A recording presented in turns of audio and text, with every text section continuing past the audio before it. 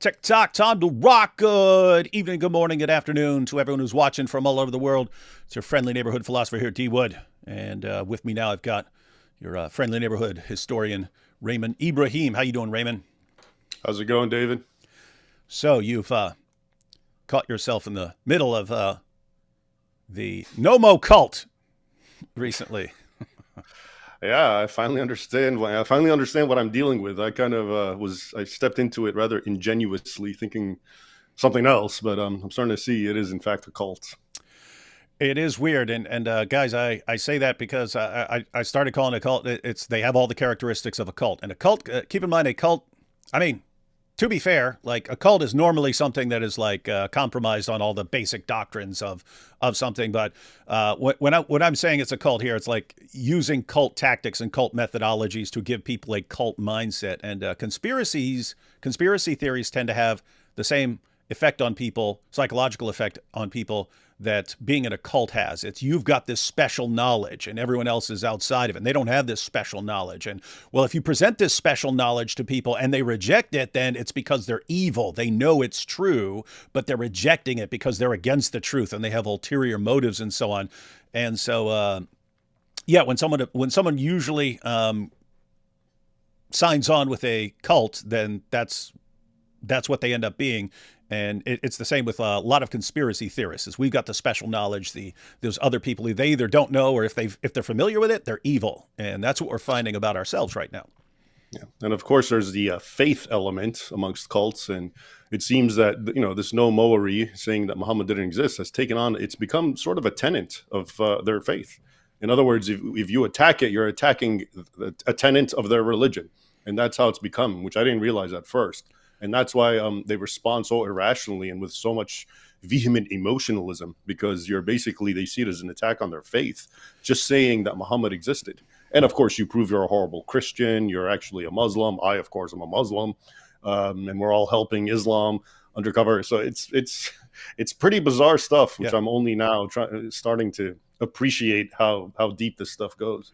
And just so everyone knows, he's not exaggerating when he says it's like becoming a tenet of faith. It's like if you are not on board, you're not even a Christian, or you're an evil Christian at the very least. And we're going to be checking out some of that. Part of me wants to zoom in on you more because I have Zoom feature here, so I can zoom in on your head so that we're the same size.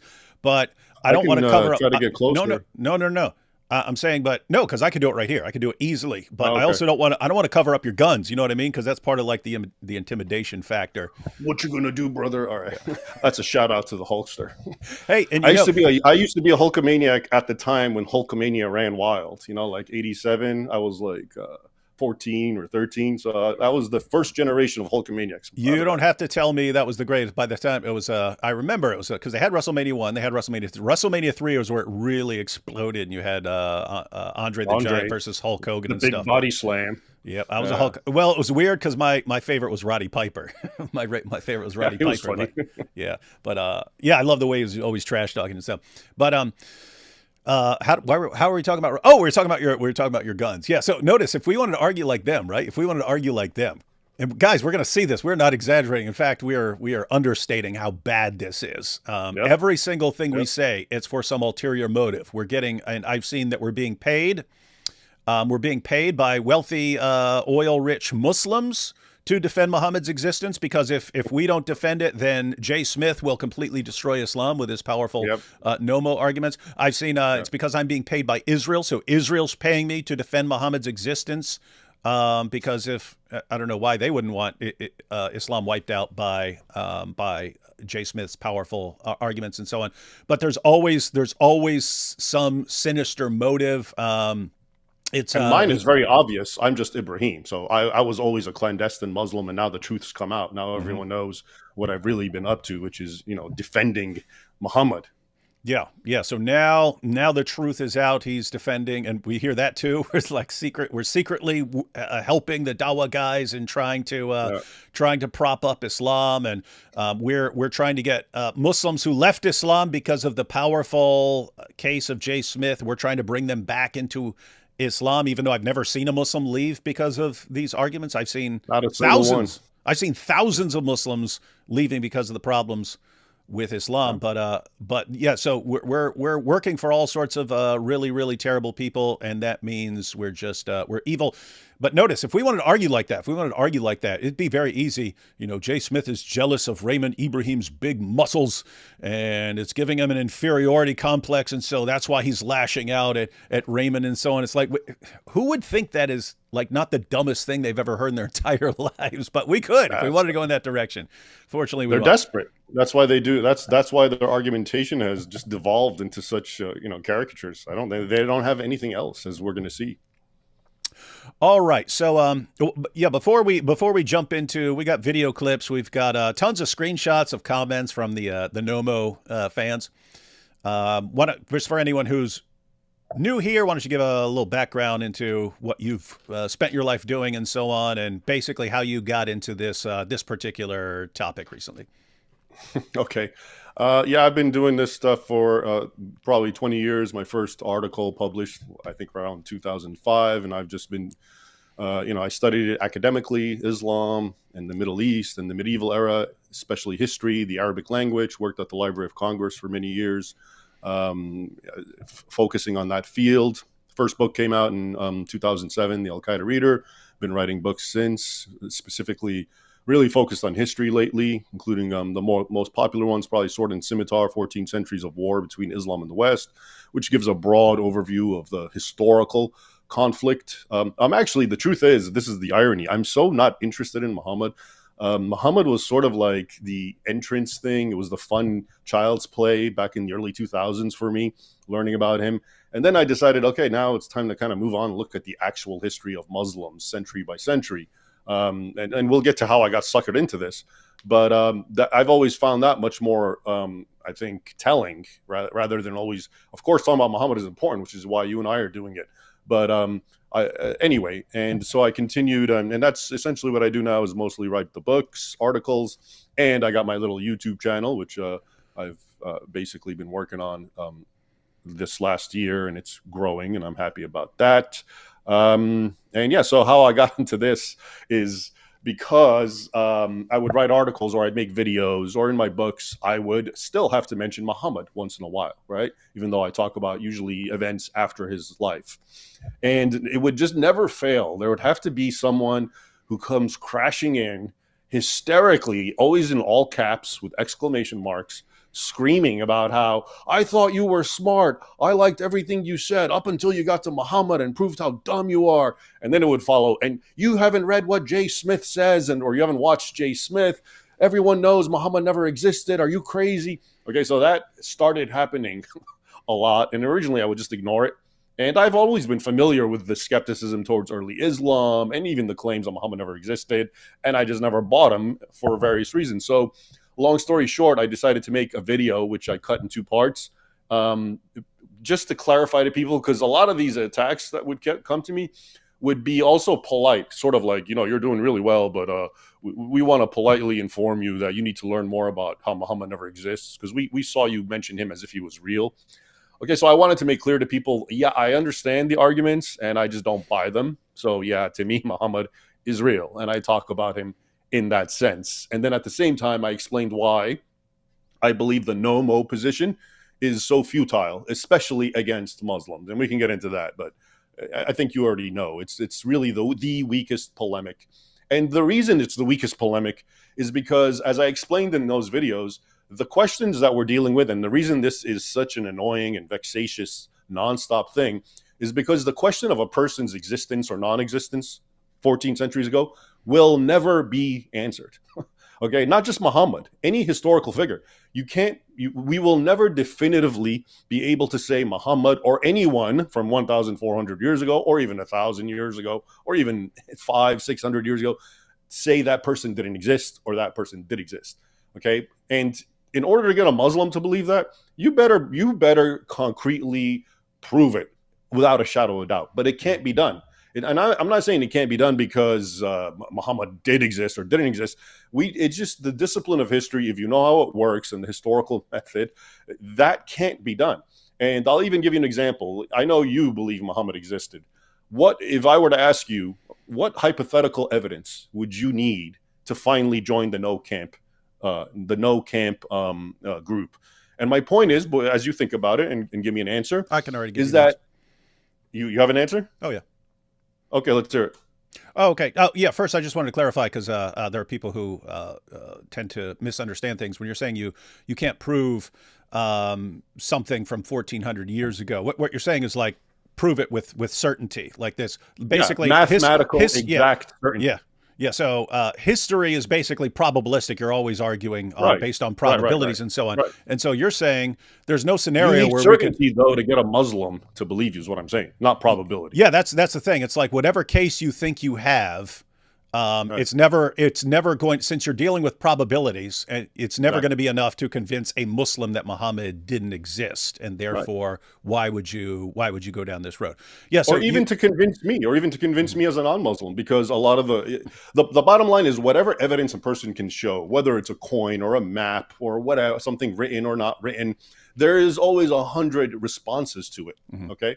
And that's why in my initial videos, I said, I don't even have to know Jay Smith's arguments to know that I can disagree with them, because I know they can't have, there's certain truths which are like mathematical truths, okay?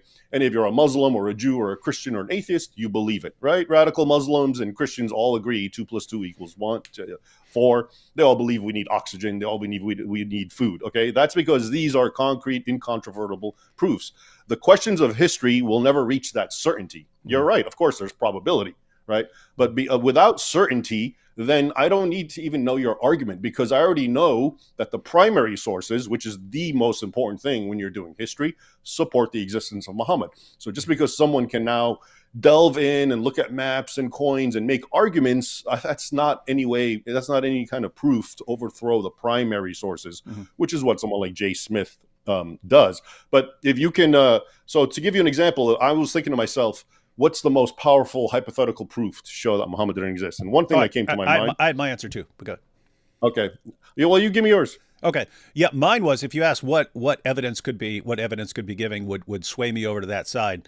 It's pretty straightforward. I'm not thinking of any particular evidence, but I think in terms of inference to the best explanation, like here's all the evidence, basically all the evidence that's in front of me. What is the best explanation of this evidence? And if it's not just this one slightly seems better, because I could withhold judgment on something like that. If I was like 50-50, I would say I don't believe that he existed. I don't believe he didn't exist. I'm undecided on the matter. So to say I believe something kind of has to be like, 80% or something like that. Seems like 80% probability, 90% or something like that. And I'll say, okay, I believe that. So I believe that Muhammad existed, and I would say I have a high level of confidence in that. So for me to sort of join their side, they would have to show me that they have a significantly better explanation. If they just showed they have like an equally plausible explanation for his non-existence, then I would say, okay, well, I'm undecided. I don't know. I'm agnostic on the issue. For me to actually say, no, Muhammad didn't exist, they'd have to show they have a way better case that he didn't exist than that he did. The problem is anytime they give the arguments, and then the arguments will circulate for a while, and as soon as we actually sit down and examine the argument, it turns out to be based on either a lot of speculation or a lot of questionable argumentation, or just flat out nonsense, which is like that Jesus was known as Muhammad, and so that was complete nonsense. It was completely made up, and I still have them telling me it every day. I still have the Nommos telling me every single day, but you haven't refuted them, Muhammad. What are you talking about? Even Jay backed off that when it was refuted to him. So anyway, yeah, that would be need a better explanation that isn't based on a bunch of made up stuff as soon as we examine it. Right. So now here, let me give you ultimately what I'm trying to get at too is that there is no kind. I'm trying to let my mind go wild and see what kind of evidence that could possibly come up with, even though I know they don't have it. But let's say this, and this is just to show you how this sort of argumentation, there's always a response to it. So what if we found a written in Arabic parchment or book from the 8th century, and it's by some Arab king who flat out says, we created in our court a man named Muhammad, and we gave him these characteristics, and we did all this to validate ourselves. Now, I'm sure the Nommos would have a field day and case is closed, but it still wouldn't be closed, because guess what? The Nommos' entire premise is built on conspiracy theories. Everyone's lying, everyone's hiding, everyone's misrepresenting. So how do we know that isn't the lie? You see what I'm saying? Yep. It can never be concrete proof. That's why for me, this entire thing is just sort of like at best an academic exercise, especially when it's done among non-Muslims. It's just an academic exercise, as I tried to explain. So anyway, just to finalize how I got into the debate thing, and because it's really relevant to what we're going to talk about, is so I made those videos saying basically what I'm saying right now. And this is why I don't believe. This is why I do believe Muhammad exists, and I gave all my reasons. And one of the most important reasons, for whoever didn't watch the debate, this is really what it comes down to, which is that historians, what they do to determine the historical veracity of a character, which happened to Jesus, by the way, is that what they do is they actually, first of all, discount the writings by their followers, okay, because they say they're biased. So for all the people who were skeptical about Jesus, they didn't want to look at Paul, they didn't want to look at the Gospels or the New Testament because they're biased. They believe in miracles. Who's going to believe these guys? So we start looking for Roman writers who mention Jesus, right? And then they find them, right? And so the same thing happened with Muhammad. So they said, well, we're not going to look at the standard Islamic narrative. We want to find what others said. And lo and behold, there's 15 contemporary sources of these are not Muslims, so this isn't part of a conspiracy. They're not late, so you can't say, oh, this is hundreds of years after Muhammad, you can't trust it, which is itself another weak argument, because almost everything we have about historical characters from the 7th century and before is hundreds of years after their existence, and we don't say they don't exist. Okay, but so we had, and I quoted some of them, 2 years after Muhammad's life, you have someone talking about an Arabian prophet who comes with swords and chariots and promises paradise to his followers. I mean, that's a description of Muhammad to a T. We have another Armenian bishop like 20 or 30 years later who calls him by name Muhammad and then says he presents himself as a prophet in the line of the Old Testament, and he banned them from drinking alcohol. That's Muhammad, okay?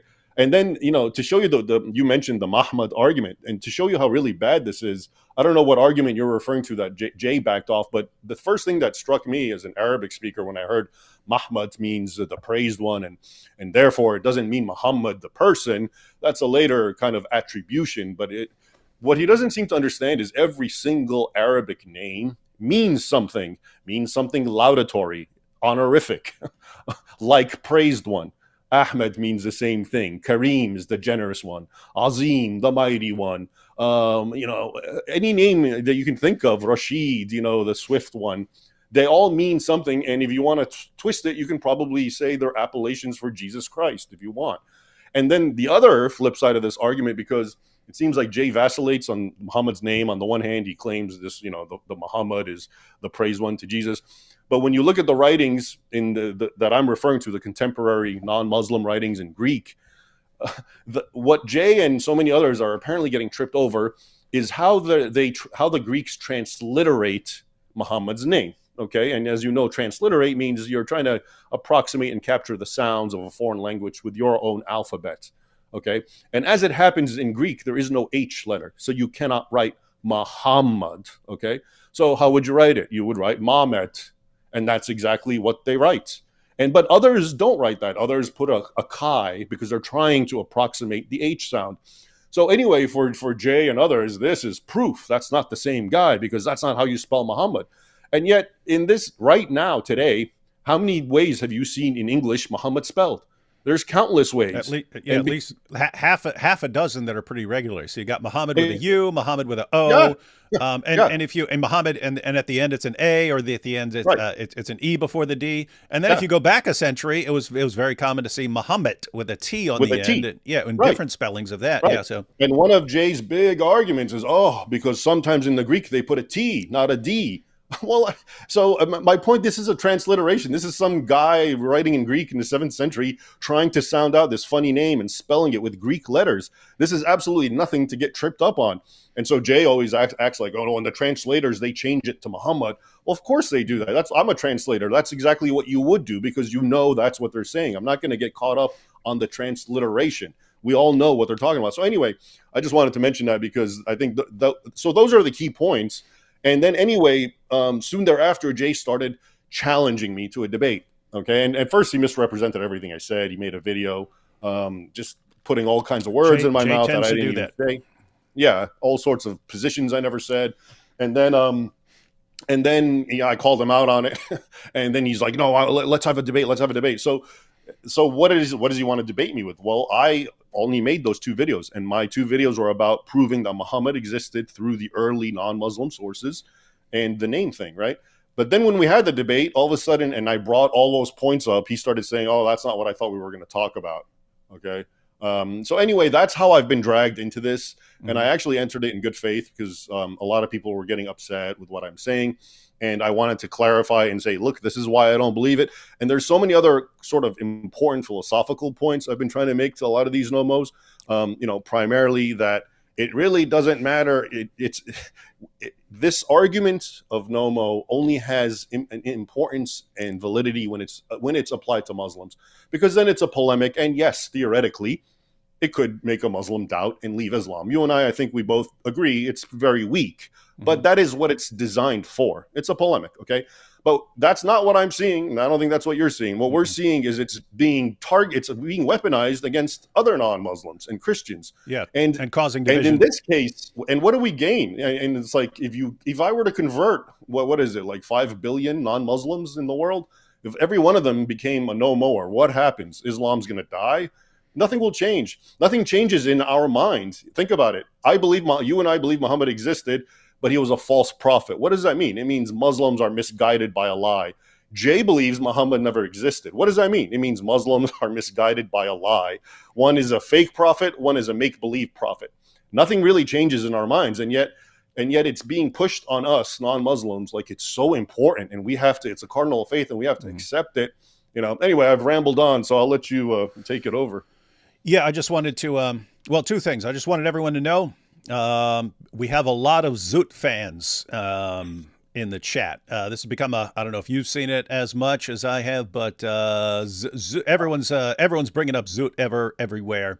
I am the Zoot man. I popularized the Zoot. That's what I wanted to point out. See, I'd heard it for years, but it was always from basically the Arabic channels. And I'd hear people who follow them and they're like, "Hey, do you know this?" and so on. And anyway, I'll hear something for years and I'm always waiting, like, what's the right time? What's the right time? When it gets to the right time, somehow I'll just know it's the right time.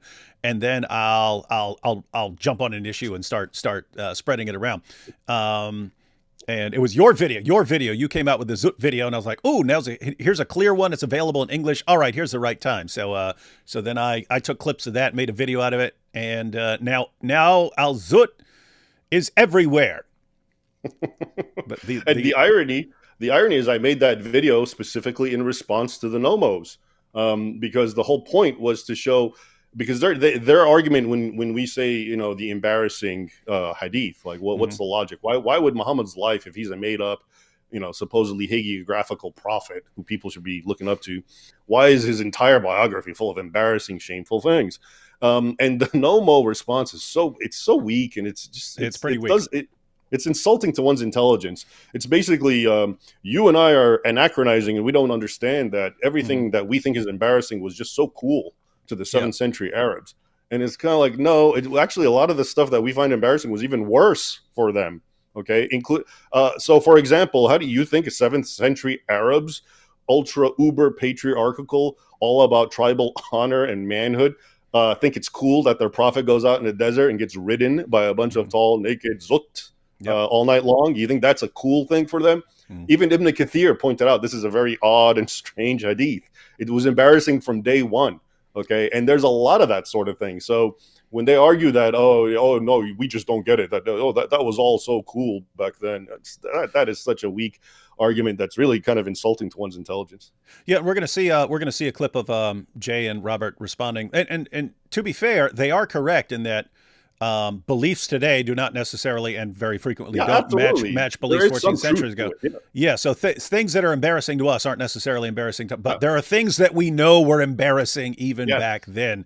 And I want to say a lot of it is a lot of the speculations that come up are maybe there was a reason that this was acceptable, we just don't know. And that's always possible. Like, guess what? It's because you're talking about history being probabilistic. It's possible that there was some reason this was thought of as a really cool thing to do, and we just don't know it. But you'd have to think, okay, what are the odds of that? Seems pretty slim. But guess what? So if you had to do that for one thing, that would be one issue. But when you need to do that for like 10,000 different stories in the Muslim sources and say, maybe it was because of this, maybe this ruler wanted it because of this, maybe they thought semen all over his clothes was cool because of this, maybe they thought the satanic verses were awesome because of this.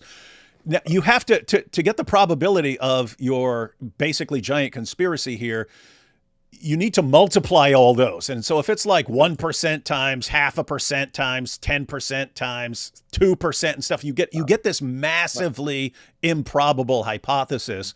And that's what we're supposed to go with. And why complicate it so much? Why not just be able to read between the lines and say, these were people who were slavishly just writing down and memorizing anything they could.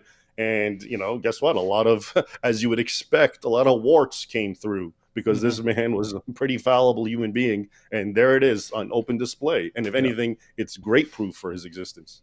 Yeah, and there is an element of Occam's razor here. Like, hey, what's the simplest explanation? It's that there's a guy who did all this messed up stuff, or a lot of it, and his followers recorded some of it, versus, maybe there was a ruler that we don't know about who thought getting banged out in the desert was really cool. And maybe there's this other guy who thought it was really cool being covered in semen. And maybe, and all of a sudden now you've got like 5,000 hypothetical dudes all teaching this weird, creepy stuff. And you don't know that any of these guys exist. And you're just, well, maybe. Okay, guys, you can do that with anyone. You can do that with anyone. Exactly. Yeah. Exactly. That's what they don't get. What they do is they jettison the most approved and trusted standards of historical criteria, primary sources, and they just poo-poo them away. Oh yeah, because they get in the way of our agenda. All these 7th century, John of Damascus, give me a break. This guy living, just 40, 50, 60 years after Muhammad, talking about Muhammad, writing about Muhammad, mentioning Quran surahs. But hey, he didn't get it all right. Therefore, he was. I mean, the arguments they make are really asinine. Of course he didn't get it right. The guy who says he was perfect, the guy's working in horrible conditions. He doesn't have the internet to find out what the Quran says online. You expect mistakes in the writings, but everything he writes, and then Theodore Abu Qura writes Muhammad the same way John of Damascus does in Greek, and then in Arabic he writes it the exact way, Muhammad. It's like so to me. To argue against this is now you've left the realm of just objective thinking, and you have an agenda and you need to take these out. And then, as we're pointing out, then they do the exact opposite. And then they find the most extreme hypothesis, and if it works for them, then they treat it like this is the unassailable, concrete, omniscient proof that knows everything and cannot be doubted. I mean, their methodology is really, really sloppy, and by historical standards, kind of a joke, to be honest with you. And it is, and part of the issue is that Jay will take something that's complete speculation or just complete fabrication or something like that, but he'll say it with the same confidence as he's saying something that is really strong evidence and so on. He has the same level of confidence no matter what he's saying. But you were asking about the Mahmud issue. This is kind of. I wasn't involved in this discussion. Mary and Thaddeus came out with a coins video, a response to Jay Smith, and I was interested because I never looked into it too much, so I wanted to go through that and stuff. But before we actually got to that, I've always held the position, hey, if you guys want to make your argument that Muhammad didn't exist, awesome, because if you convince someone with that, cool. I'll argue what I think. You argue that. And we'll see how things work out. They're not arguing against Muslims; they're arguing against us. That's what I mean.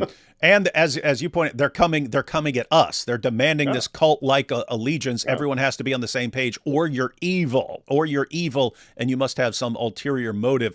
But even like Jay's been saying, he said a long time ago that the only reason I'm not on board with the Nommo crowd is because there's too much money in it for me if I'm right, and Muhammad is this really, really bad dude. So he was saying that years ago, and so I never said one word. Guys, go ahead and find me saying anything about it. Never said anything in response. If you want to argue like that, fine.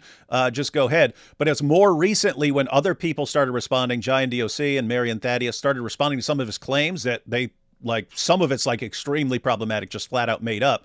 And then it was they're just responding because they're jealous of him, and they're just responding because of this or that. And it was the same exact thing But now it wasn't about me. Say it about me all day long. Now it was about my friends.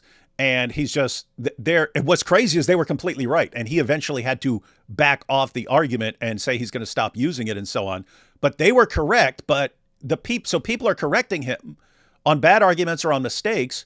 And he's still responding as if they're just in it for something else, when eventually he's agreeing with them on some of the issues. And so this is just really weird stuff. But go ahead and say what you wanted to say, and then we'll watch the little clip so you can see what we're talking about.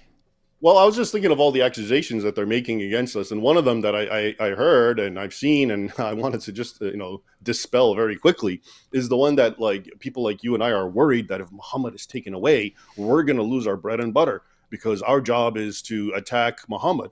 Okay, and here's now the other part of this cult, the egoism, the egotistical attitude.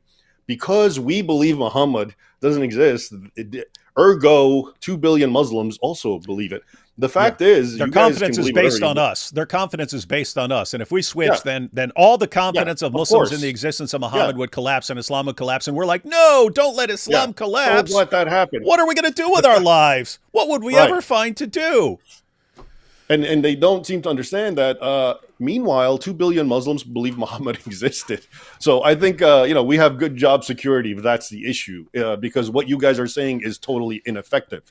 So we're not even bringing it up because we're afraid Muslims are going to leave Islam and we don't have something to do. They're there. You are ineffective. And it just, again, shows you how they're not even thinking clearly when they make these kind of silly accusations and arguments. Yeah, and I pointed out in a recent live stream when this came up, because you're getting blasted with this. I'm getting blasted with the same accusation. Not the way Muhammad was getting blasted by Al Zoot, but everyone knows what we're talking about.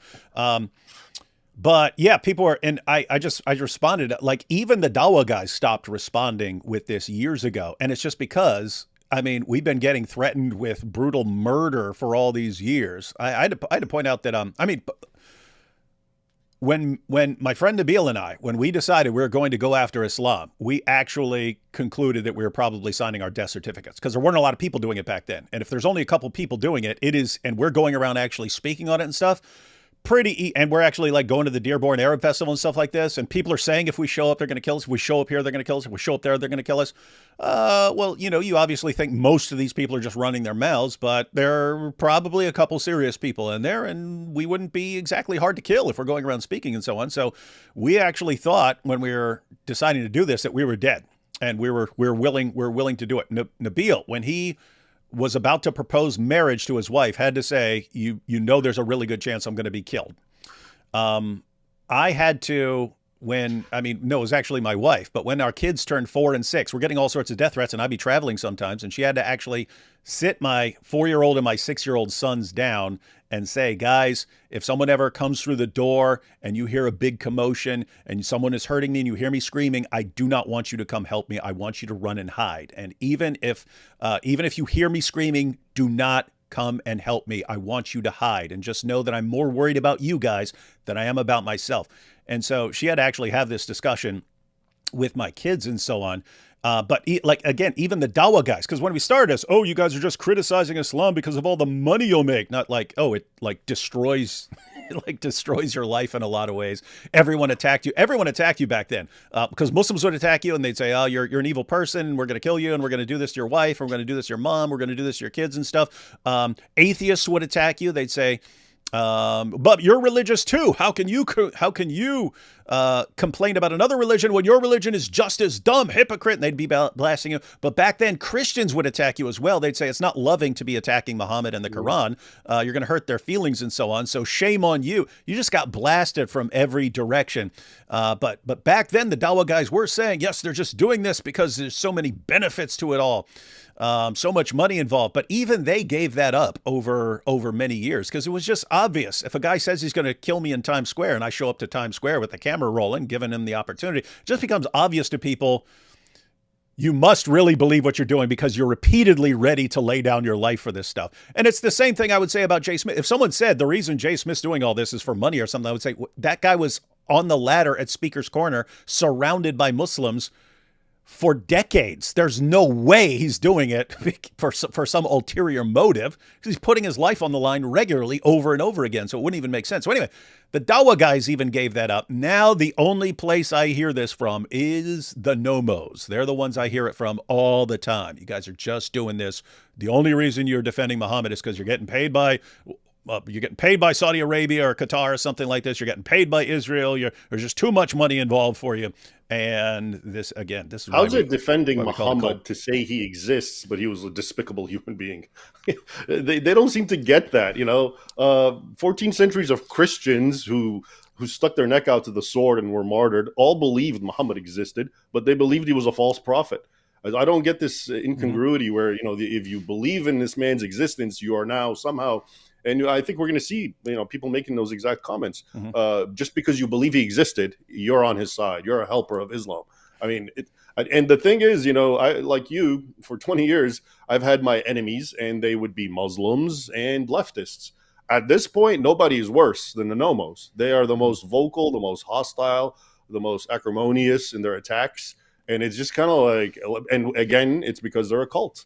Their mind is cultic, and when we say what we say, which is Muhammad existed, it just is such a challenge to their faith that we become these horrible, atheists and Satanists and definitely non-Christians. Yeah, and that's all tied to it. You know what it reminds me of? It reminds me of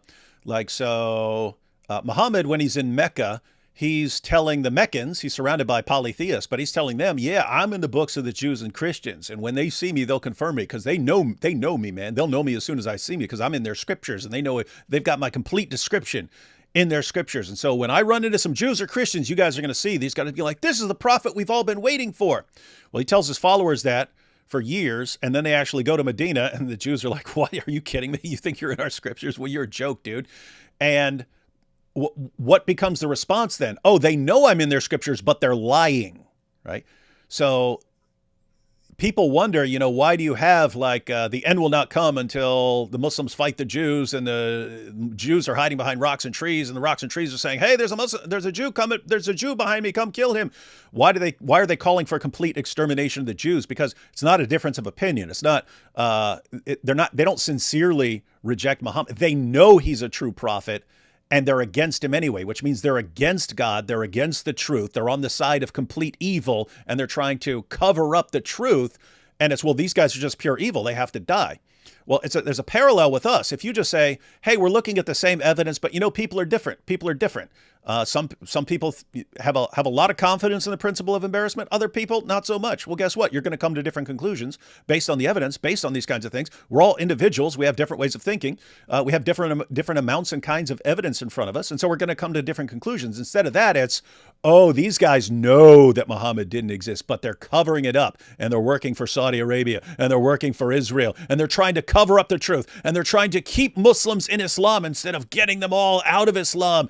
And so we're on the side of evil. We're sick, evil. Yeah, we're sick, evil people serving the forces of Satan by saying that Muhammad exists. And what I say Muhammad existed, and he's the most obvious false prophet in history. But that's what they're paying us to say. Yeah, so that's the situation. It's a tenet of their faith. And by the way, before we leave the Mohammed praised one topic, and just to show you, how I register the arguments. We're about to watch a clip on that, but go ahead. How I register the arguments that Jay Smith makes, and to me, they sound like the Muslim polemics. So when I hear Jay Smith saying, Muhammad, this is really a title and a name of Jesus Christ, you know what that reminds me of? It reminds me of Muslims saying, oh, Muhammad is prophesied in the New Testament. He's the paraclete. Mm-hmm. You've heard that. How absurd is that? Insane. And that's exactly how absurd it is to tell a Muslim, oh, Muhammad means Jesus. Okay, it's just, It's the same silly kind of argumentations that they're borrowing from each other. Yeah, so this clip was actually a preview of a response when we had Jai and DOC, because Jai and DOC, and here's what's amazing. When Jay responds to people, it's, they're just doing it because they're jealous because I'm finally getting attention, and they have to shut this down because their careers depend on attacking Muhammad. Everyone's trying to shut him down. That's his line. Yeah, everyone's trying to shut him down and stop him and so on. And they're just jealous because it's catching on and so on. I've been involved behind the scenes when people are going, should we respond to that? We don't want to cause division, man, and we don't want to hurt Jay's reputation, but we don't know what to do. He's telling people this horrible information, and it's going to blow up in their faces. They're going to go out and share this, and it might even catch on, and you might end up with millions of Christians sharing the same argument when all it takes is a 1-minute search to find out it's completely wrong. And this is going to be, they're saying this is going to be like our holes in the narrative when, the argument from perfect preservation of the Quran came crashing to the ground. Why? Because it was based on a lie. Well, guess what? If you convince a bunch of people to use something as evidence and it's very easy to refute, it's a matter of time before enough people pay attention. They just crush it. And do we want that to happen? Do we want that to happen to tons of Christians, or do we actually want to try and like show that it's wrong right now? But so that's what's going on behind the scenes. Is we don't want to cause division. We don't want to discredit Jay, but what he's saying is factually false right here. What do we do? And it's like a struggle for them to decide, do we actually call this out? Well, anyway, Jai and DOC decided to call it out. And they're very gentle. They're like, hey, Jay's done great work. Jay's done awesome stuff, but he's just wrong on this. He's getting some bad information from some people. And Jay's response was interesting. But anyway, that's the background of this clip. And then to preview our discussion after Jay responded, they put together this little clip just to show what was kind of coming up. But here it is. In some ways, this is what we call peer review. I'm not saying that Kai and Daughter of Christ are peers and that they're at the same level that we have, because we've been working on this for many years. Previously on our channel. What does Muhammad mean in Arabic? It is not a name, it is a title. It means the praised one, the blessed one, the anointed one, or even the Messiah. Okay, guys. No, it doesn't. No, it doesn't. No, it doesn't. No, it doesn't. It does not. There's no one in the world, no one is going to tell you that it means the Messiah or the anointed one or even the blessed one.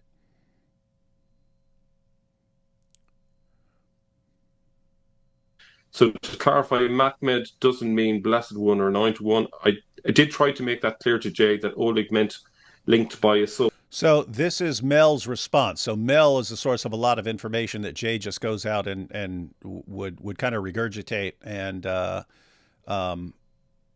here Mel, in response to Jai and DOC kind of calling out Jay for saying that this is what Mahmad means, Mel just, oh, no, of course, no, it's not what I meant. And no one's even talking about you, Mel. They're talking about Jay. But then Mel takes it as a personal attack against him, even though literally no one's talking about him. But here's him responding. What does Muhammad mean in Arabic? It means the praised one, the blessed one. Mel just said, no, that's not what he was saying. The anointed one. St. Ambrose, writing in Syriac, talks about this Muhammad from Song of Solomon 560. And he says this is a title for Jesus Christ, the anointed one. No, he doesn't. Messiah. That's what the anointed one is. From that time on, from the 4th century AD, it was this Mahmad. It was employed by many of the church fathers. It was employed by 0 church fathers, Jay. Examples. He said many.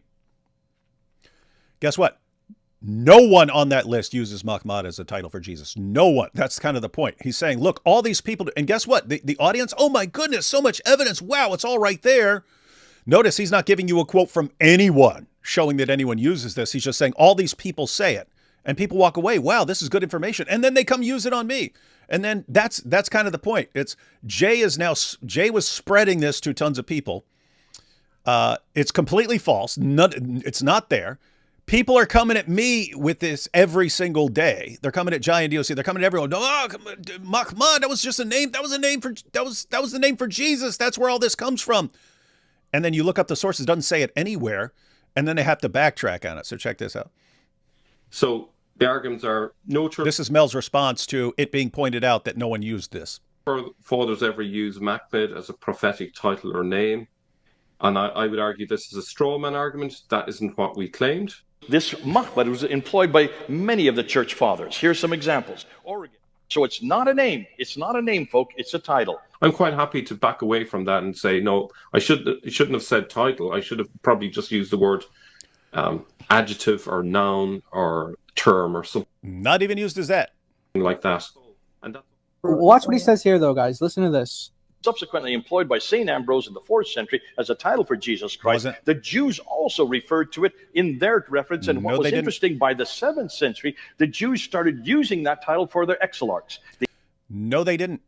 exilarchs were those who were in charge of the seminary in what is today Baghdad. Arabic. So they have all been speaking Arabic, and they had always put Mahmud before their name. Guys, Did they? Put Mahmud before their name. Mahmud ben Huziel. Mahmud bin David. there's no Mahmed ben Oziel. There's no Mahmed ben David. What else? Mahmud ben everyone. They have Mahmed ben everyone. Guys, there's no Mahmed ben anything Anyone. in any Jewish There's source none. relating to what he's talking about. Wow. You mentioned Jews in Baghdad using Mahmed as a title of endearment, specifically Mahmed bin Uziel and Mahmed bin Joseph. I've checked digitized Hebrew libraries in Hebrew and have not found any matches for those exact phrases. There are no rabbinic usages of the word Mahmed in the way you described. So my short answer is, I haven't ever claimed that we had evidence for that. I never claimed that we had evidence for that. Jay states it as fact, and when challenged on it, I've never claimed that there's any evidence for that. I think what they're referring to, and this is something that I have said in the past, you have said in the past, about a year to 2 years ago, we did say, and I remember even... You hear this? So Jay knows that he's on record saying this, and so he says, yeah, in the past, 1 to 2 years ago, but we've since backed off this when they're actually responding to his video from last month. It was his video last month that he was saying this, and he's saying, I backed off. Yeah, we realized there was no evidence for that, so we backed off it 1 to 2 years ago. This is Can I ask you a quick question? This is that's called relevant? This is called gaslighting, by the way. You just said that last month. No, I didn't. That was years ago. No, it was last month. No, it was years ago. Anyway, what's that? So my question now is, I didn't even know all this about what he was saying, and seeing that it's completely made up.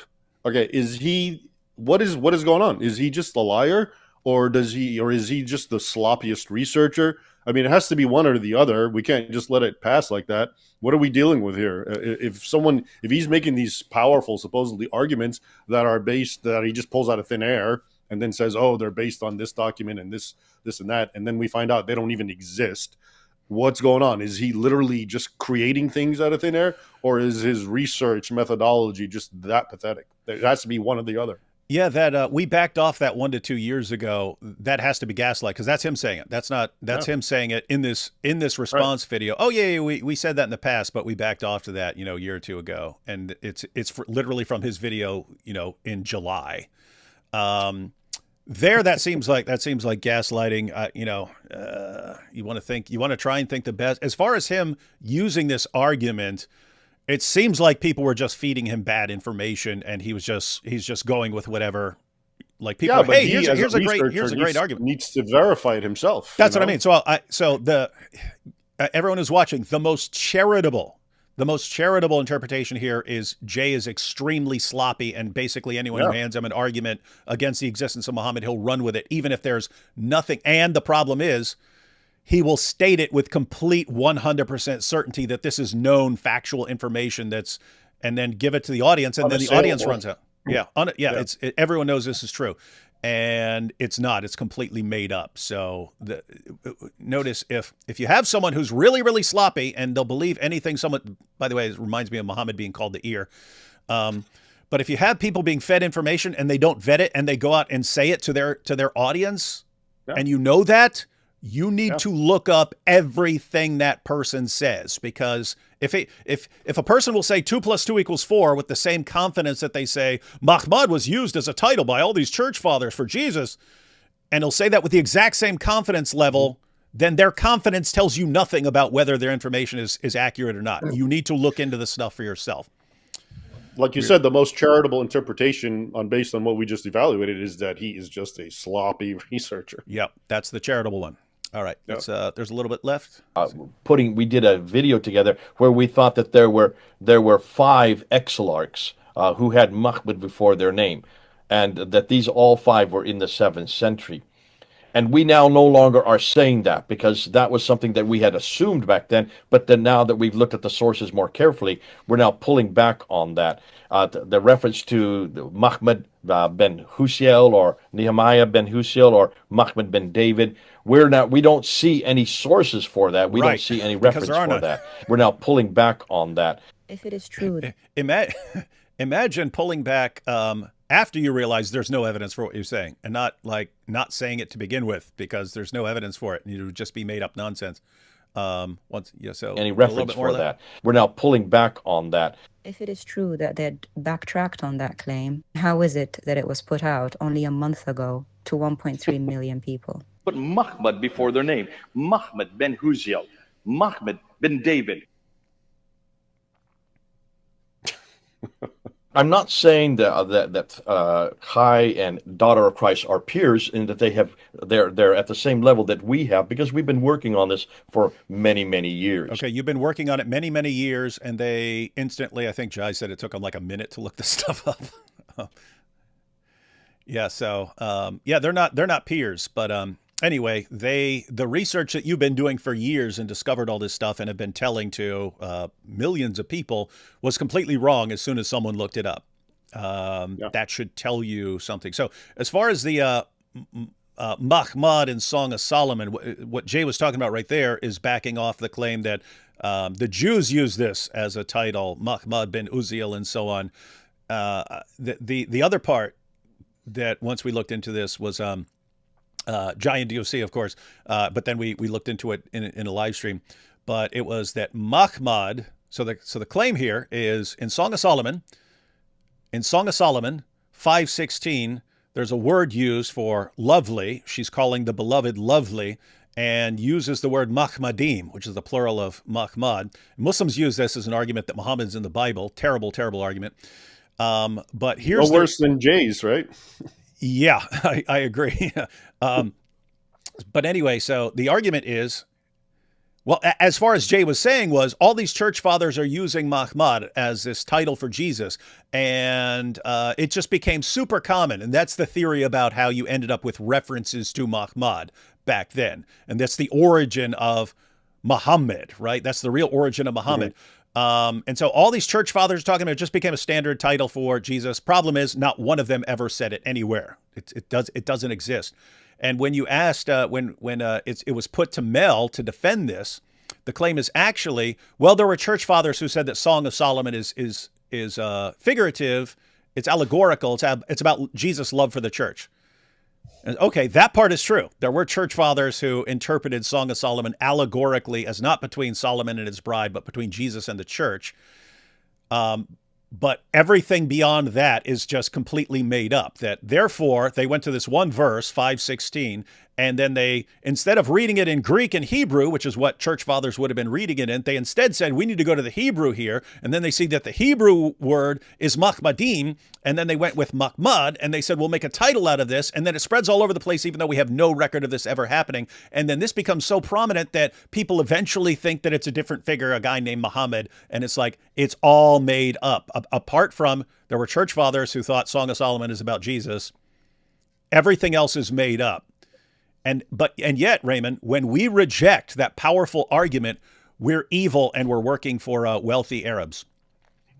And just, again, to show you the violence that he does to history, this Mohammed. Okay, so as you pointed out, because now Mahmed means a praised one, all these guys are now named Mahmed. So the guys that I was referring to in the 7th century that, Greek sources refer to and call Muhammad or Mohammed or whatever, these, I've heard Jay say, were actually Christians. So the ones that are actually recorded as coming and killing Christians in Syria and in Jerusalem by Thomas the Presbyter, etc., Jay has said that was a Christian guy who was being called the praised one in honor of Jesus. So look at the sort of violence and how he just completely distorts history from what it was, which is, it's Muhammad, okay, and here he is engaged in violence, killing Christians, and now we have a long continuum of the same behavior till today. Makes perfect sense, but in order to Jay to prove his point, no, that was a Christian guy coming and killing Christians, and now everything that's been happening since is all just, nobody understands how it came about.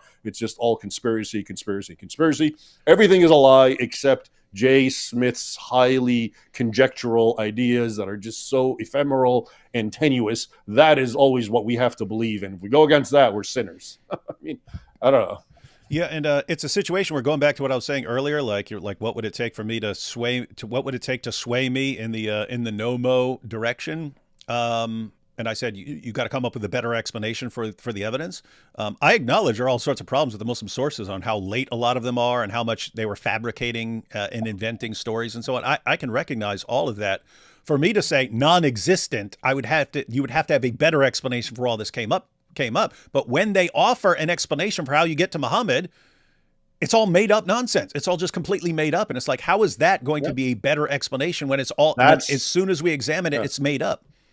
And that's the concrete one. And another argument, that I made, that again, just to show you how unsatisfactory and how, not thought out their arguments are, is I pointed to the Sunni-Shia divide as one example. Okay, the Sunni-Shia divide is not a political split in its origins. It's about succession. It's about Muhammad's bloodline, his DNA. Okay, so who are they? Well, it's through his daughter Fatima, married to Ali, his cousin, and it's Hassan and Hussein, and their progeny, the Imams, are supposed to be the leaders of the Muslim world.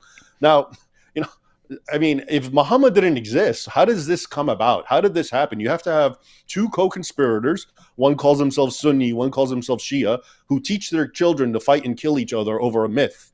That's what it means. And I also pointed out, and just to show you again, if you're going to make this up, right, why would you trace your bloodline through a woman? Arabs are a very highly patriarchal culture.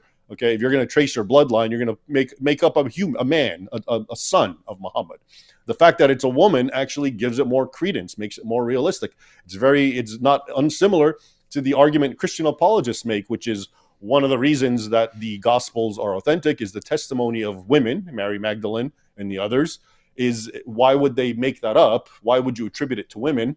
Because again, women in that time and in that age, their testimony is worthless compared to man. So why would you do it unless it's true? So it's the same thing with the Fatima line, the bloodline. You have the Fatimids, an entire empire that was early, and it's built on being descended on the daughter of Muhammad. And Jay's response to this is, oh yeah, this is some political division by the Ottomans who are centuries later, and it's cast back to the past. And yet we know that in the past, we have early records of Shias and Sunnis killing each other because of the succession and Muhammad's bloodline. And it's even mentioned in early Christian sources. It's referred to in the Maronite Chronicle, talking about Ali and rebellions.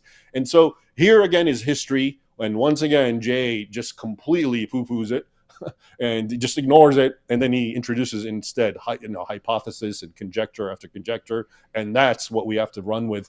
And it's the more I think about it, the more it's just mind-boggling. Yeah. Like way back in the day,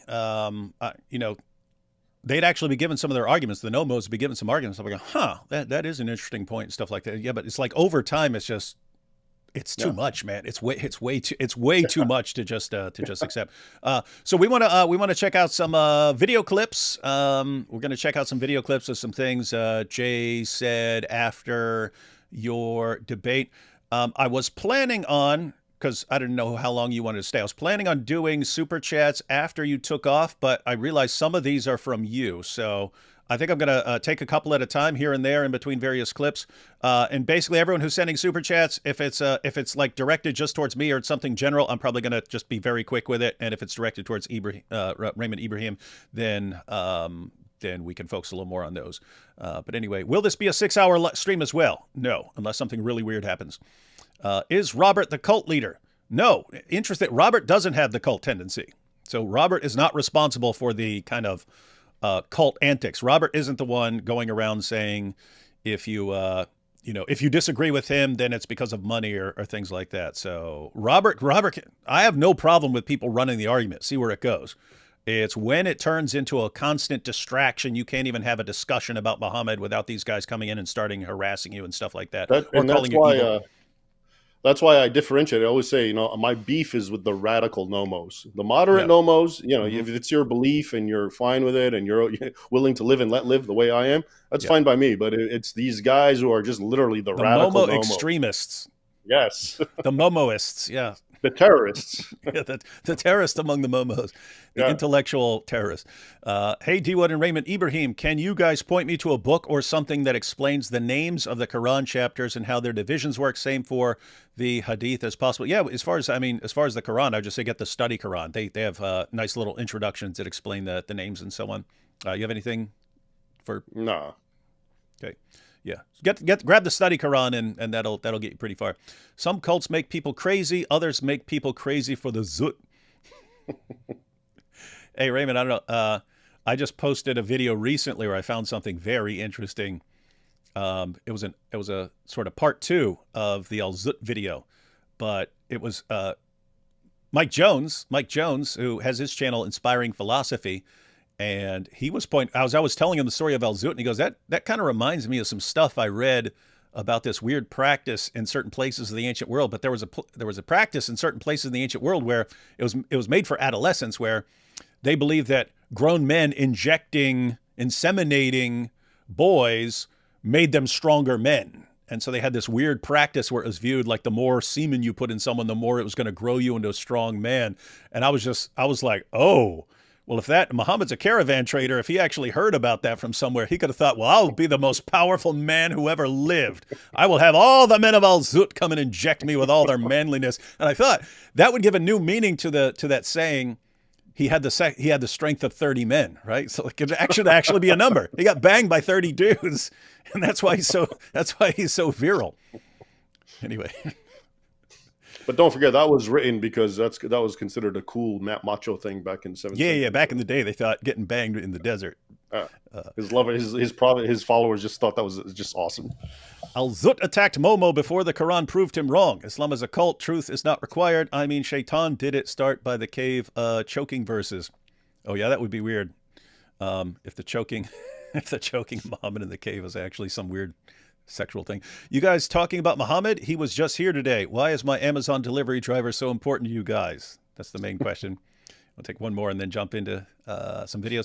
I really don't understand why Jay is so adamant about the non-existence of Muhammad. He goes so far as to making verifiably false claims about the Arabic. Yeah, this apostate of Allah. She's an ex-Muslim, but yeah, that's kind of the issue.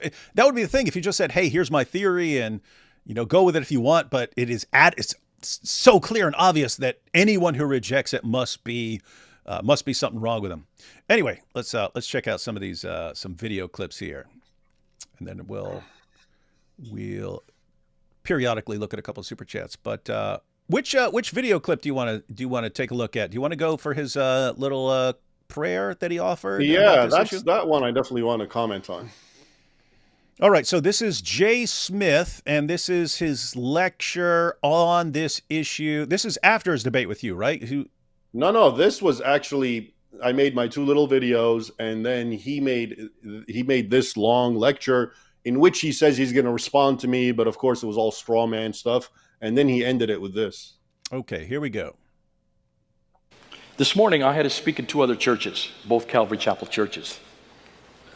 And one of them, I decided to do something I'd not been done before. I decided to have a discussion between Jesus and Muhammad. So I put Muhammad over here, and I was Jesus. I'll try not to be sacrilegious. And I said, Muhammad, I want to talk to you about some things. First of all, who and how can you claim to be a prophet? You're not in the prophetic line. You didn't do anything to prove you're a prophet. All prophets either have to do a miracle or a prophecy. You didn't do either. That which you wrote down here completely confronts what I've written down for all the other prophets. How can you completely confront everything that's in my book? And then, of course, you have no idea who I am. You don't even know my name. Well, I'm not Allah. Allah's not a name. It's a title. It means the God. What's my name? Why is it you don't even know my name? The only significant point there so far is that the Quran refers to Jesus as Isa. Apart from that, well, let's see where he goes. And look what you did to me. You took me off the cross and put another man in my place. How dare you do that? And I started getting indignant, really angry. And I said, by the way, Muhammad, I said, where are you? You've disappeared. That's right, you never existed.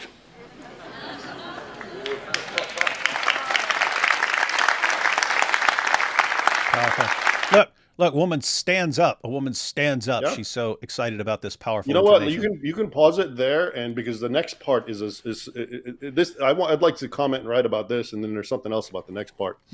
And the point here is, as you point out, you know, people stand up and they clap, and this is some like supposed to be a profound parable or, you know, hypothetical scenario, and it completely overlooks the fact that even if this happened and Jesus and Muhammad are talking, which is kind of weird because Muhammad doesn't exist after all, but it doesn't change the fact that 2 billion Muslims still believe Jesus wasn't crucified and wasn't resurrected, okay, and that Muhammad did exist. So you see, he gives this sort of feel-good little narrative, and people get up and clap as if something's been proven, when in the real world, you know, it's business as usual amongst Muslims. They believe all the negative stuff about Jesus that made him angry and that made him want to argue with Muhammad.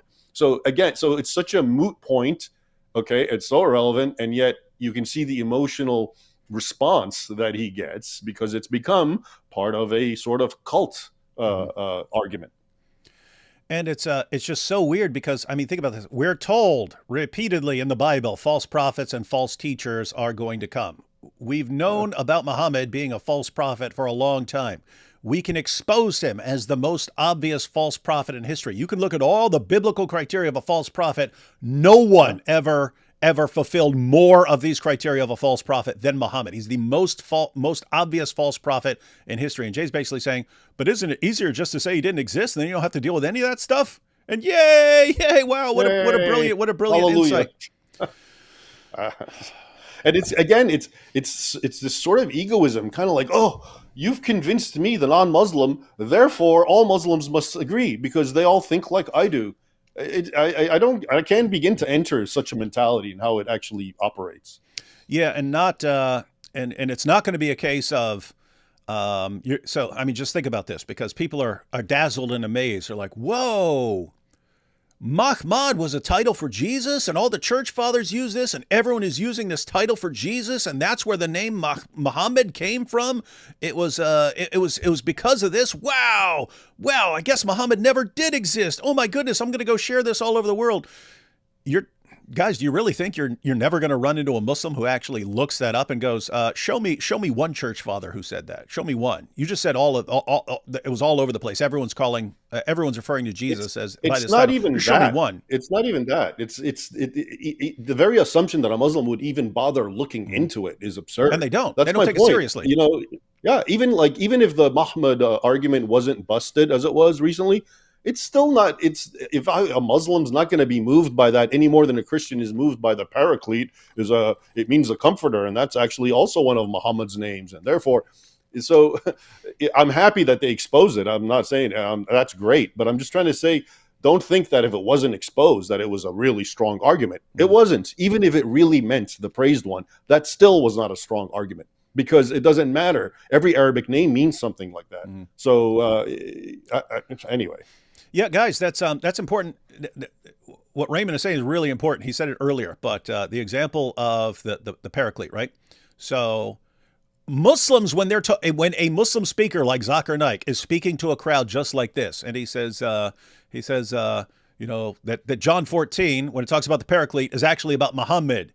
And they say that the word was actually modified there, and that it actually lines up and means the same thing as Ahmed and so on. The entire Muslim audience will, wow, this is such powerful stuff. This is so great.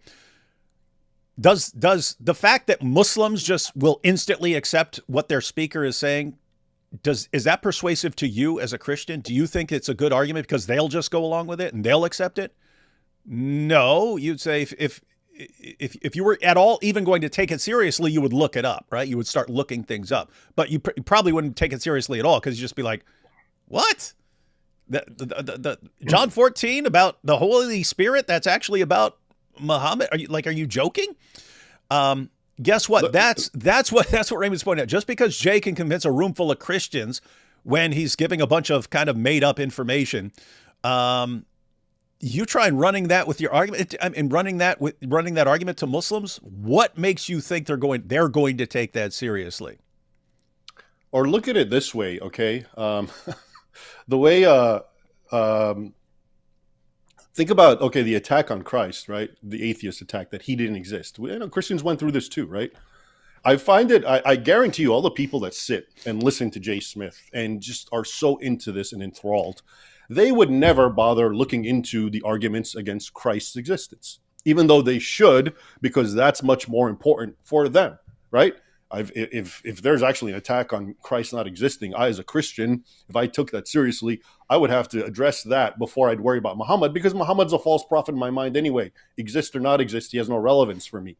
And I guarantee you, the overwhelming majority of the people who are going out of their way to listen and follow these arguments, who are Christians, will never, ever, ever bother to look at arguments against Jesus. And my point in telling you this is that's fine. That's human nature.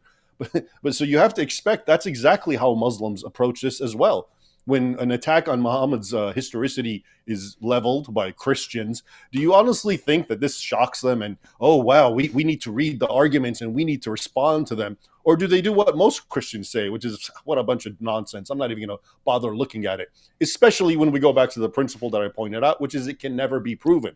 Okay, there's no way with absolute certainty you can prove Jesus didn't exist, and you can't prove it about Muhammad because of the nature of history. So I find it funny how, a lot of the Christian nomos, their sort of behavior, they don't understand applies exactly to Muslims, and the sort of way they would never once doubt in Jesus, based on whatever argument you can present, is exactly how Muslims, even more so Muslims, because Muslims are told in the Quran, Christians and Jews will never rest until they get you to, sway you their way.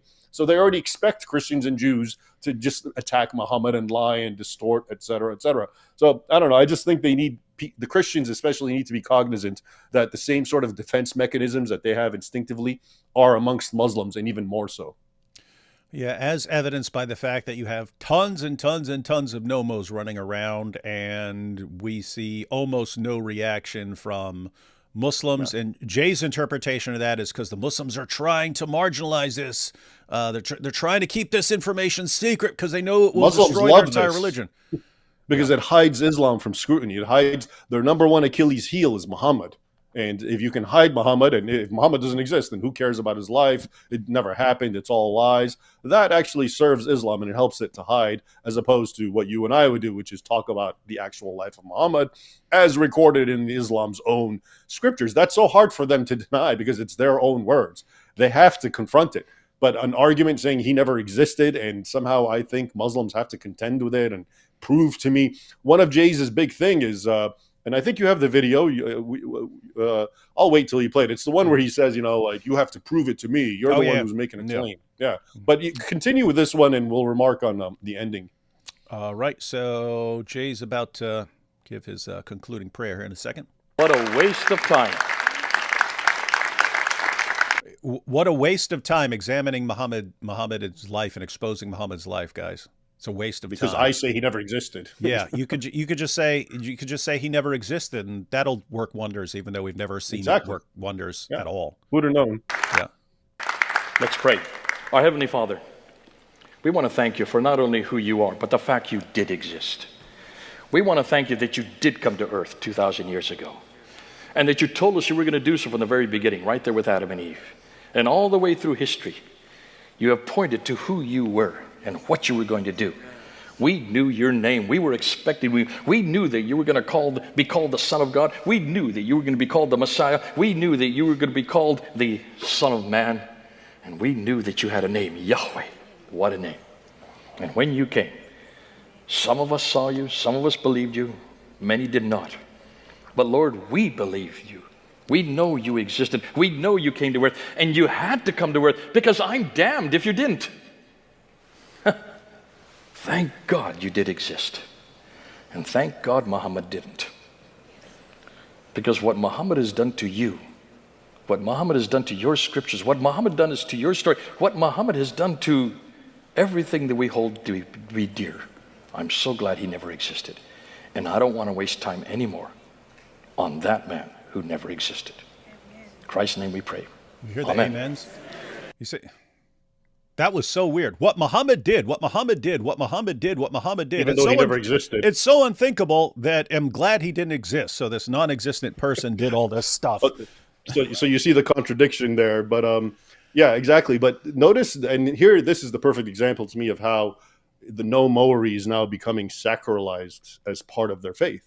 Okay, it's big. It's part of the prayer now. We have Yeah, faith. now you pray We have about Muhammad faith. not existing. Yeah, Yeah, thank you, we have Lord, for faith in Muhammad it. not existing. Right. Yes, thank you for that, and we have faith in that. And that's why when you and I come and challenge it, we're infidels. That's what the word means. We're breaking Yeah, faith. we're going right? against the prayers. We're interfering with their prayers and their liturgy now. So that right there, I think, was a perfect example of the cultic nature that this movement is starting to take, just as it was with the woman who got up and started, hallelujah, because Muhammad doesn't exist. And even as he speaks, Jay can't help but continue contradicting himself. Thank God that man who did X, Y, and Z didn't exist. So then who did X, Y, and Z? And does it even matter when we realize 2 billion Muslims believe in X, Y, and Z, including all the negative stuff they said about the Trinity and Christ and Christianity? And so once again, we go in circles. It's just a totally moot point. It's wild, wild stuff. How do you stop yourself from zooting Muslims? What's wrong with you? The WWF era that predates WWE was fantastic. Loved it. Yeah, that was. I agree. Back in the day, everyone wrestling was regional, and then they made it. They made it a much bigger thing. Here we go. I'd love and appreciate a deep dive into pre-Islamic Kaaba and its ties to modern Kaaba. Is Islam in the synagogue of Baal Hubal?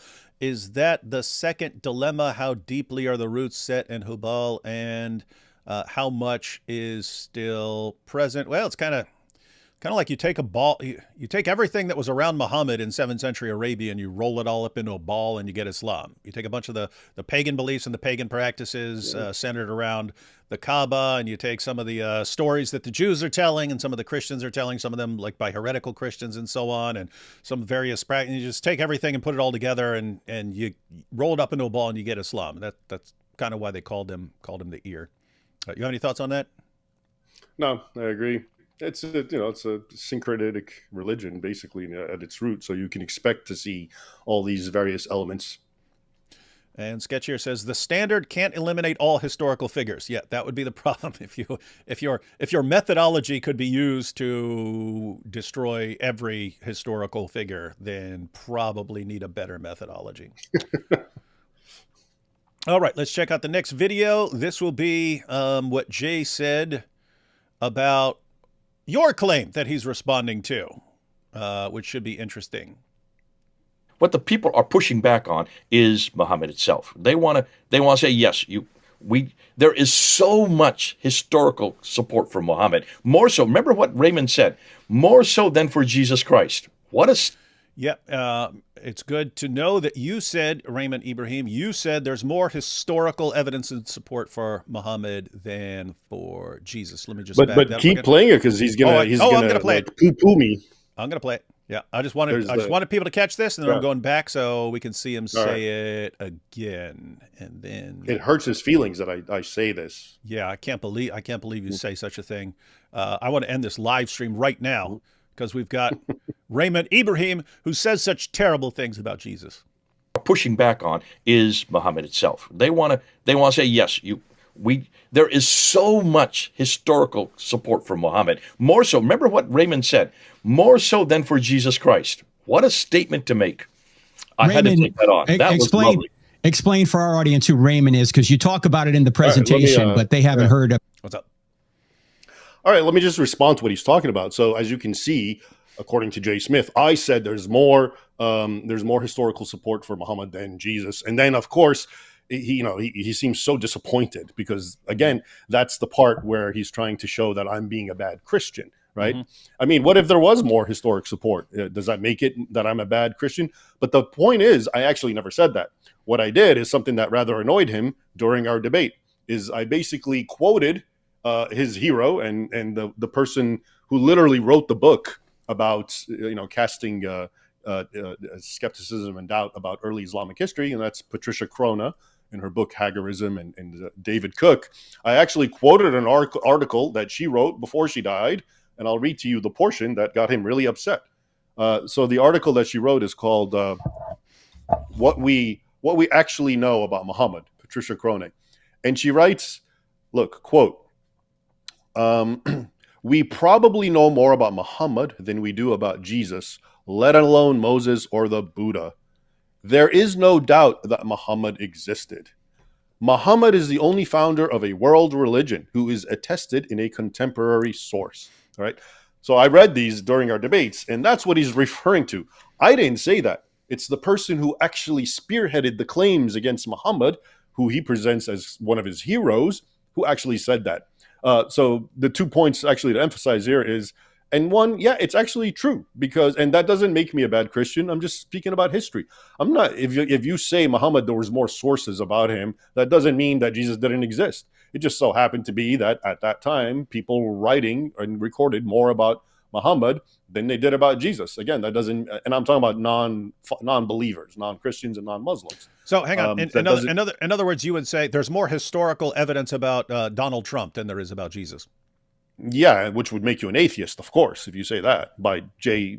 Smith's reasoning, right? But again, here, but I love how he just evades the fact that it's not I that said that. I quoted his hero, who he tries to present as being the source, who says Muhammad never existed, and here she's flat out saying that, yeah, of course he existed.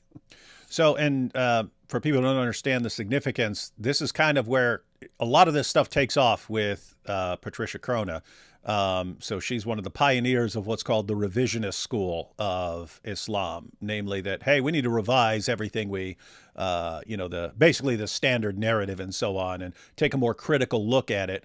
But then she's pointing out, and I've seen people quote her as someone who denied Muhammad's existence, and she's, no, Muhammad definitely existed. Saying Muhammad definitely existed. We have a ton of historical information about him. And so you quote that to Jay during your debate to say, hey, this is one of your heroes. And she's saying we have enough evidence about Muhammad's existence to conclude he definitely existed. More than Jesus, Muhammad, more than Jesus, Moses, and Buddha. And it's so disappointing that you'd be throwing that in. Yeah, exactly. It just shows how I'm not a real Christian. Yeah. I've got more to this clip. Was that what you wanted to see there? Yeah, you can probably play more. Oh, let's see. Well, we've got Frank Turek asking about you, and then Jay's responding that you've actually done good work, except on this issue. About it on this show yet? Who's Raymond? Okay, sorry. Raymond Ibrahim. I've never met him, but I love the guy. The guy is great. He's done me a favor, because Muslims won't take me on this. They would rather just I not say anything, and that I just walk away in irrelevancy, because they don't want the world to hear what we're saying or what we're finding. This is a whole new polemic. It's called the historical polemic, the external polemic they're not ready for, and you can see why. In every other polemic, the stuff that you saw me using, that you and I use at Speaker's Corner, they would rather us engage in that, because then you're talking about the interpretation of Scripture, and they always say, well, you can interpret it better than you do. That they can walk away from those kind of discussions, but they can't walk away from this. So this Raymond Ibrahim, he is actually, I think he's from the West Coast. I don't know exactly where he lives. He is an Egyptian Copt, from the Coptic Church, but he has grown up in America, so he has an American accent, speaks Arabic beautifully, and he has an entire show called A Raymond Ibrahim. Go and look at it. He is really doing what you're doing, what many others are doing, but really in the Islamic context. He is using what we call the internal form of polemics. Internal means taking the Quran, opening it up, reading its pages, and then attacking it. Looking at Muhammad and what it says about, well, it doesn't say much about Muhammad, but about the Prophet, and attacking it. That's called internal critique. You look at what Muslims believe, at what they're saying, and you confront that. That's what I did for 30 years. Now I've come with the external critique, and Raymond doesn't like it. He thinks it's the weakest of all polemics. Wait, is Raymond I also think it's the weakest of polemics. Let me see. Back this up. Doesn't like it. He thinks it's the weakest of all polemics. Wait, is Raymond a Muslim or a Christian? He's a Christian. He's a Coptic. He's from a Coptic church. Okay, so he is a Coptic Christian, but he's trying to say that Islam or Muhammad is well supported, and you say in your presentation, you go through his 10 points, and you refute each one of them. Every one of them. Yeah, no, there are more than 10. But I haven't seen this debate, so this is after the debate. No, this is, okay, so I made my 2 videos, and then, the video we just watched where Jay makes his prayer, That long video in front of that church, supposedly he responded to supposedly 10 points I made. Okay. And as I pointed out later, most of those points I had never even said.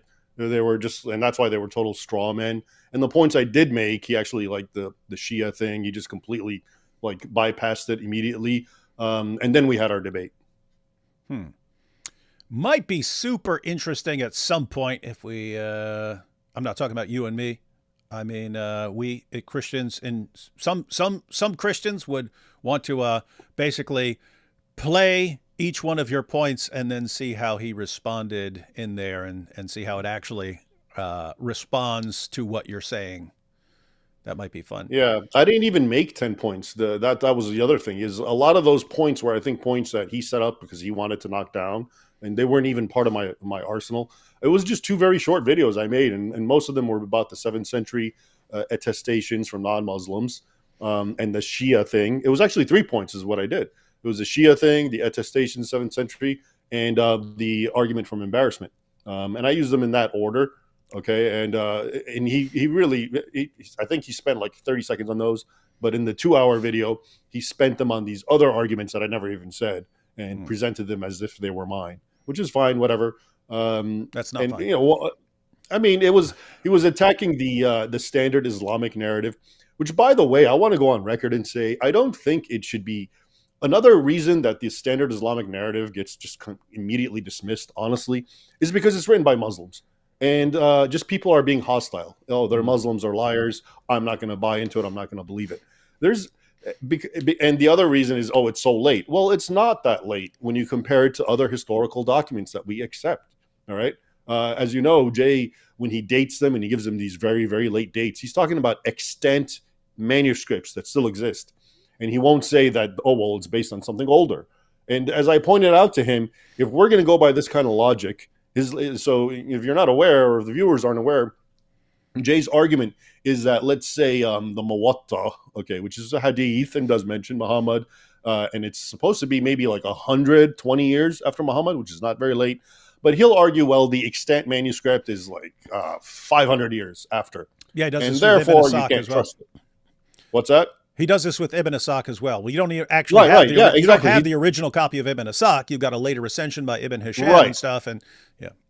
So and then you don't even have that. You don't even have the original of that, and so on. And so it's it's a situation. By the way, just so this is one of the issues that bothers me about all of this. It's, you'll take someone like Ibn Asaq.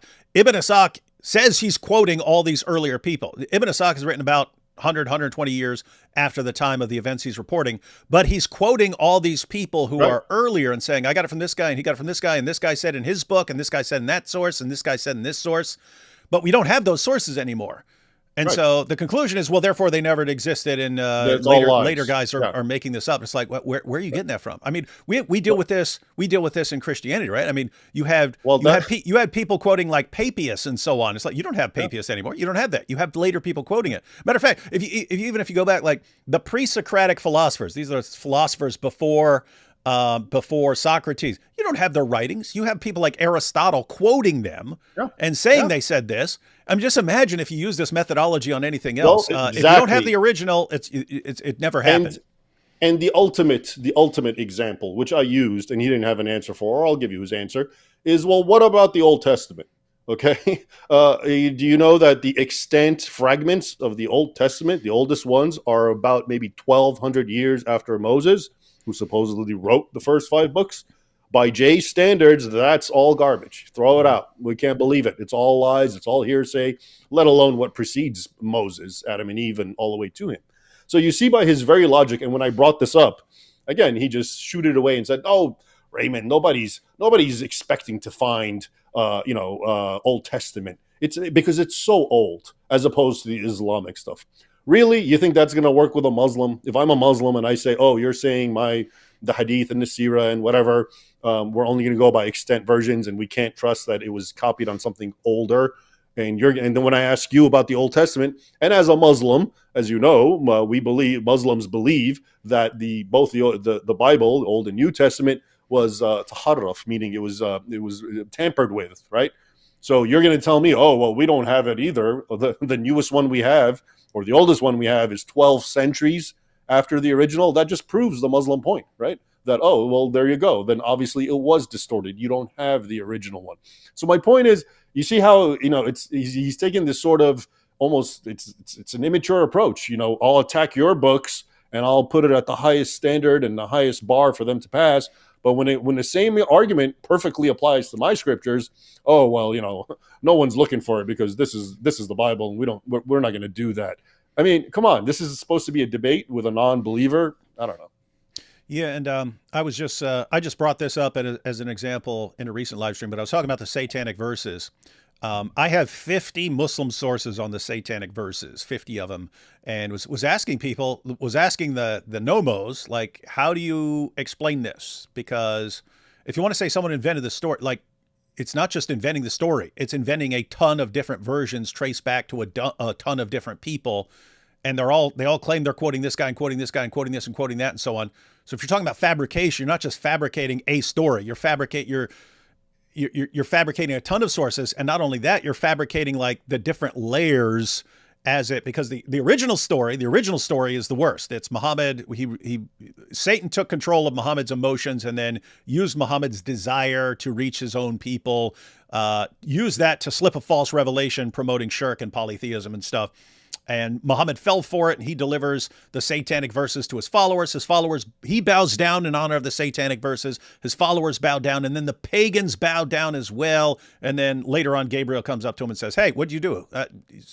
And Satan tricked you, man. He duped you. What's wrong with you? You just committed shirk." And then Muhammad has to repent and so on. But I mean, you look at the earliest version, and then you look at, the version from a generation later when it gets watered down. And then it was Muhammad didn't say it. Satan imitated his voice and his followers thought it was Muhammad speaking. Right. And you go later still and they water it down more until you get to the time of Bukhari. Bukhari gives the basic story of all the polytheists for some reason mysteriously bowing down in honor of Surah 53, but there's no reason for it. And it's very realistic. The transmission is very realistic. It's what you would expect people would behave and how they would edit it based on what it really happened. It's not something that, we just randomly make it up in this sequence because it's for whatever. Yeah. And so I was asking the Nommos, how do you explain that? And they were saying, I kid you not, the main explanation was maybe a later ruler wanted to draw more attention to himself and make himself look good by comparison, and therefore he made up this story about Muhammad and imposed it on the people and so on. But I mean, think about this, because he didn't just say, let me make up a story about Muhammad, saying, let me make up the original story and trace that back to a bunch of guys, and then the next generation's watered down version, and then the next generation's watered down version, and so on. It's like, what level of insane right now it reminds me of like what Muslims say about Jews, how they're like they're coming up with all these diabolical, brilliant plots and so on. It's like, how brilliant do you think these guys were? It's going to be completely irrelevant in its time. But he's like, you know what? More than 1,000 years from now, there's going to be people looking at this historically. And I want to be able to show how this story is being watered down and so on over time. And I'm going to attribute it to 50 sources. And so it's like, seriously? All that to prove my point. That's what's going on. This is all sophistry, okay, and absurd conjecturing and hypothesizing to prove my agenda, or the Nommo agenda, basically. Instead of, like you said, Occam's razors and just, it's plain in front of you what happened, right? It's just very obvious. Yeah. So, that's all opposed to the obvious. Muhammad delivered the satanic verses. It was a huge embarrassment. And so Muslims knew it was embarrassing. And, as the farther they get away from it, the more they water it down. That makes perfect sense. It's exactly what you would expect. It's exactly what you would expect them to do. Exactly. And somehow it's actually the reverse. It's a later guy invents a story and then makes it more extreme in the sources as you get closer. It's just really, really weird stuff. But let's let them. This is about to get there's about a minute left of this, but check this out. The 10 major points. Right. And so what he is, and you can see for an awful lot of Christians who have, like David Wood is the same way, or Hatun Tosh, my colleague, they are all trying to shut me down because everyone, have you ever once, up until we very recently started attacking the position, because now he wasn't just saying it about me, he was saying it about my friends and so on, and because he was getting exposed for using just completely made up information. Have you ever heard me try to shut Jay Smith down? Once. No, me neither. Anytime.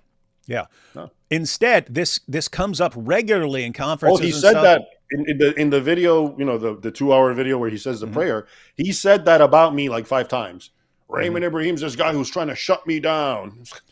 Yeah, because we're trying to cover up the truth because we're evil, everyone. But guys, think about this, because he makes up that we're trying to shut him down, and then makes up the motivation for why we're trying to shut him down. So guys, if you've paid attention in live streams and at conferences and stuff where this comes up in the Q&A, you can go back every single time I've been asked about this. What do I say? Every single time, because it's what I believed. So I don't believe Muhammad existed, but I understand there are all sorts of problems with the Muslim sources, and so you can be more skeptical than I am and so on. But I think it's great that we're running different arguments and see where they go. And eventually, if it doesn't work out, it doesn't work out. But sometimes, especially if you got like a newer argument, like the ones Jay's using, sometimes you have to run the argument and see where it leads and see where it goes. So, yep, I'm in favor of running all these arguments. That's what I've said every single time. What does he say? What does he say when he's representing what happened? I'm trying to shut him down. And he's about to give the reason we're all trying to shut him down. And he tossed, did he say that Hatun's been trying to shut him down? Is that? I think so. Let's see. Trying to shut me down, because if Christians who have, like David Wood is the same way, or Hatun Tosh, my colleague, they are all trying to shut me down. Trying to shut him down. If there was no Muhammad, then where are they going to go for all their great work, all their great material to attack him? If we really believed he didn't exist, wouldn't we all just go in that direction and say we can wreck Islam like this? We don't believe that. I don't even know where Hatun stands on this issue anymore, because she listens to Jay's stuff. But if we thought there was a better argument that was actually correct and this could be used to destroy us, wouldn't we just go with that, Jay? Well, no, I think he's being more cynical. I think he's trying to suggest what I pointed to earlier, which is kind of like, this is our bread and butter, so we don't want Muhammad I'm saying on the theory, given the theory that it's our bread and butter, why wouldn't our bread and butter just switch to Muhammad didn't exist? I mean, obviously their audience is full of Christians who love it. They love it. So why not? Why wouldn't we just, let's jump on the Jay bandwagon? That's definitely an option. But the real point is, it doesn't matter what you guys, the Nommos, are saying. Muslims, 2 billion, still believe in Islam, and therefore our job security is fine, despite what you guys tell yourselves in your echo chamber. That's the point. He's trying to act as if, because once again, it's because they say there's no Muhammad. Ergo, every Muslim also agrees. And guess what? The narrative's falling apart, and you and I have nothing to talk about anymore. No, sorry. Believe all you want about Nomoery. The Muslims don't, and they're still going strong and believing in their faith just as they always have. So, yeah, job security is fine on that end if that was the case. Yeah, so in other words, there would be, even if we thought Jay had the truth, we would have no reason to think that this would be a problem for all the gravy train to continue, because he could spend the rest of his life arguing this. There's still tons of people to reach, and therefore we'd have an endless supply of people to criticize Muhammad too, regardless. So in other words, false that we've been trying to shut him down, false that this is our motivation. He can't get his mind around the fact that anyone just disagrees with him and doesn't, especially when we look at his arguments and it's, did you know that all the church fathers were saying Muhammad is a title for Jesus? And then it turns out to be completely bogus. Back this up a little. No Muhammad, then where are they going to go for all their great work, all their great material to attack him? There's nothing else to talk about. Well, yeah, but the Muslims believe Muhammad existed. So David's doing an internal critique, as you say, that, Muhammad, that's all that matters. Married young people and had 15 wives and did many awful things. He cut the head off of all these Jews. He said, kill any Jew under your power. He did all these, what we would say are evil things. And so David's taken that approach. You've tried that for 30 years and it hasn't gotten many converts. What planet has this guy been living on? You've been trying this. So Jay's been attacking Muhammad for 30 years and it hasn't seen, where's he been? I've seen tons and tons and tons and tons and tons of, in matter of fact, almost every person I've ever seen who left Islam after finding out all this stuff about Muhammad. That's when they start doubting Islam. And apparently Jay's just been living in some alternative reality. The apostasy rate among young Muslims went from around 0% 20 years ago to 26% most recently.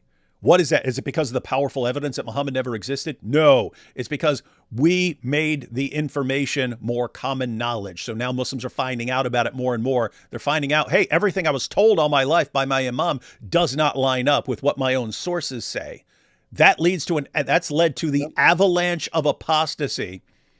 And then Jay's saying, no one, that doesn't work. That's why we needed to go in this next direction where, again, I've never seen one Muslim leave Islam. There may be Muslims who've left because of this. I've never seen one of them. And so the idea that this is just more effective and that old approach doesn't work, if that's what Jay is saying. Now, this was just Frank interpreting what Jay said as this. I don't know if Jay said that earlier in the talk or something like that, but if Jay's actually, if Jay's actually saying that, this doesn't work. This is what really works.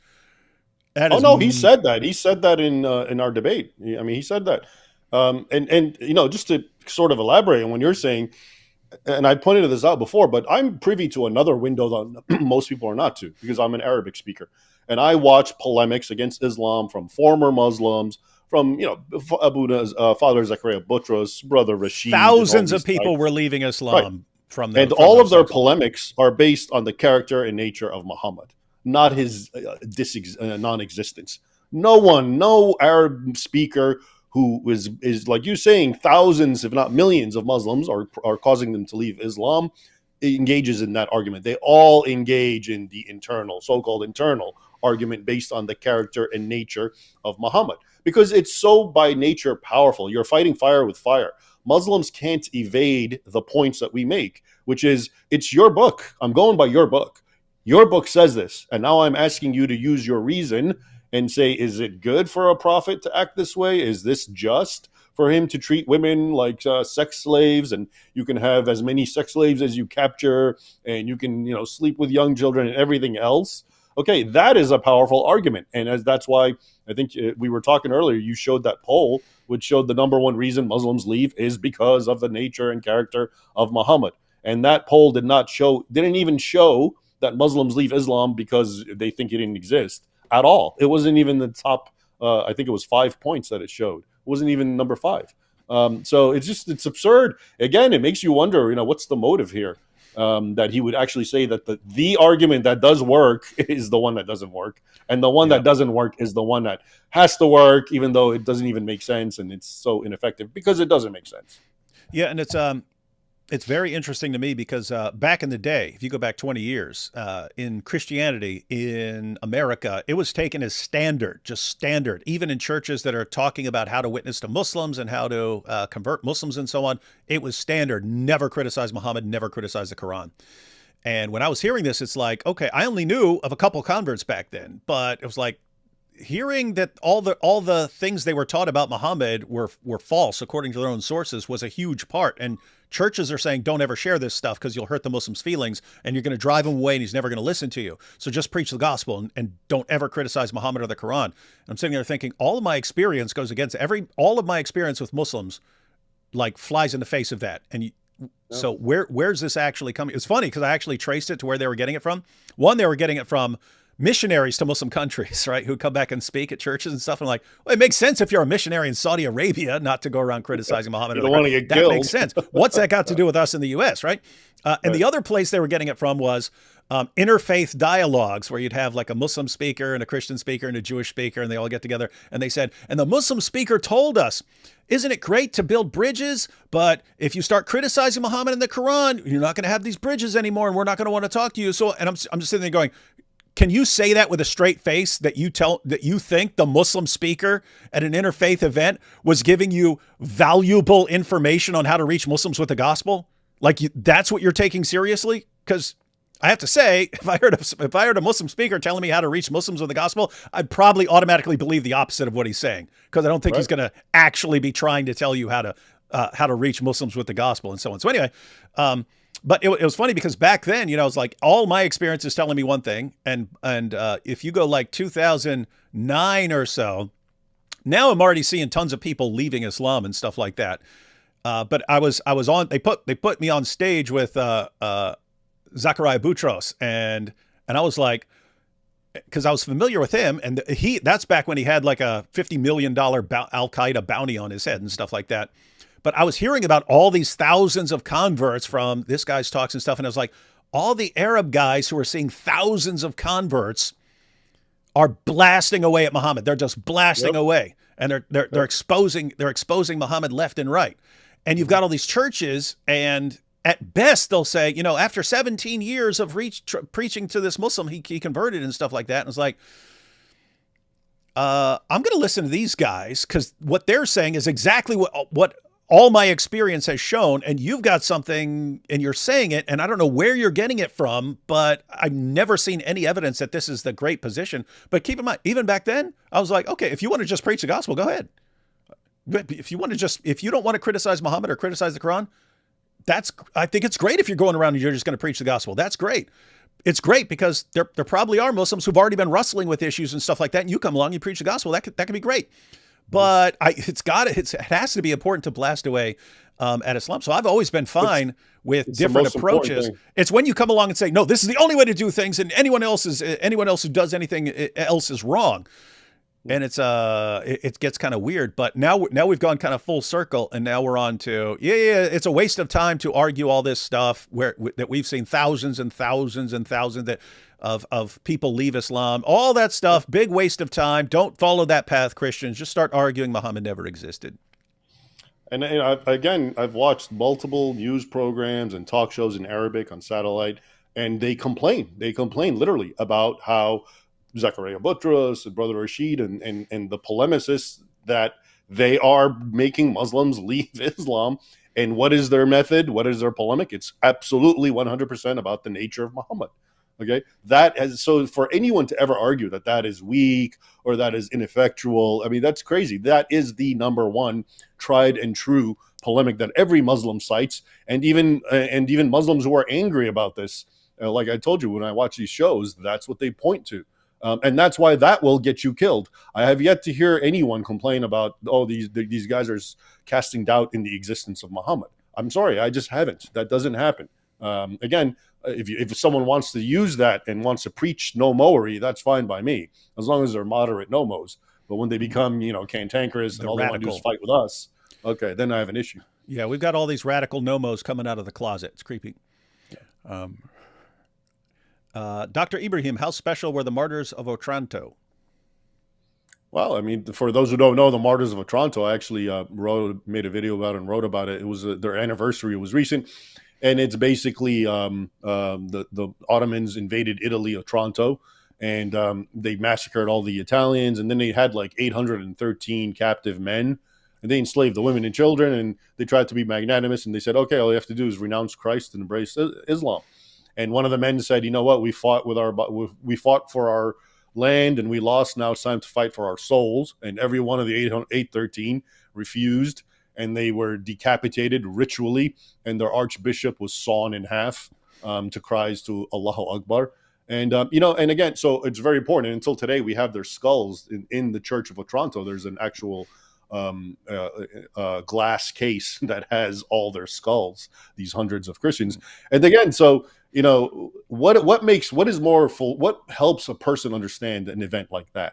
That Muhammad II, who was the actual sultan at the time, was following his prophet as he said he was, or that this is all a big lie and a big conspiracy and Muhammad never existed. You see how this just introduces so many complexities that are just unnecessary and that just trip up non-Muslims and Christians who are trying to make sense of events.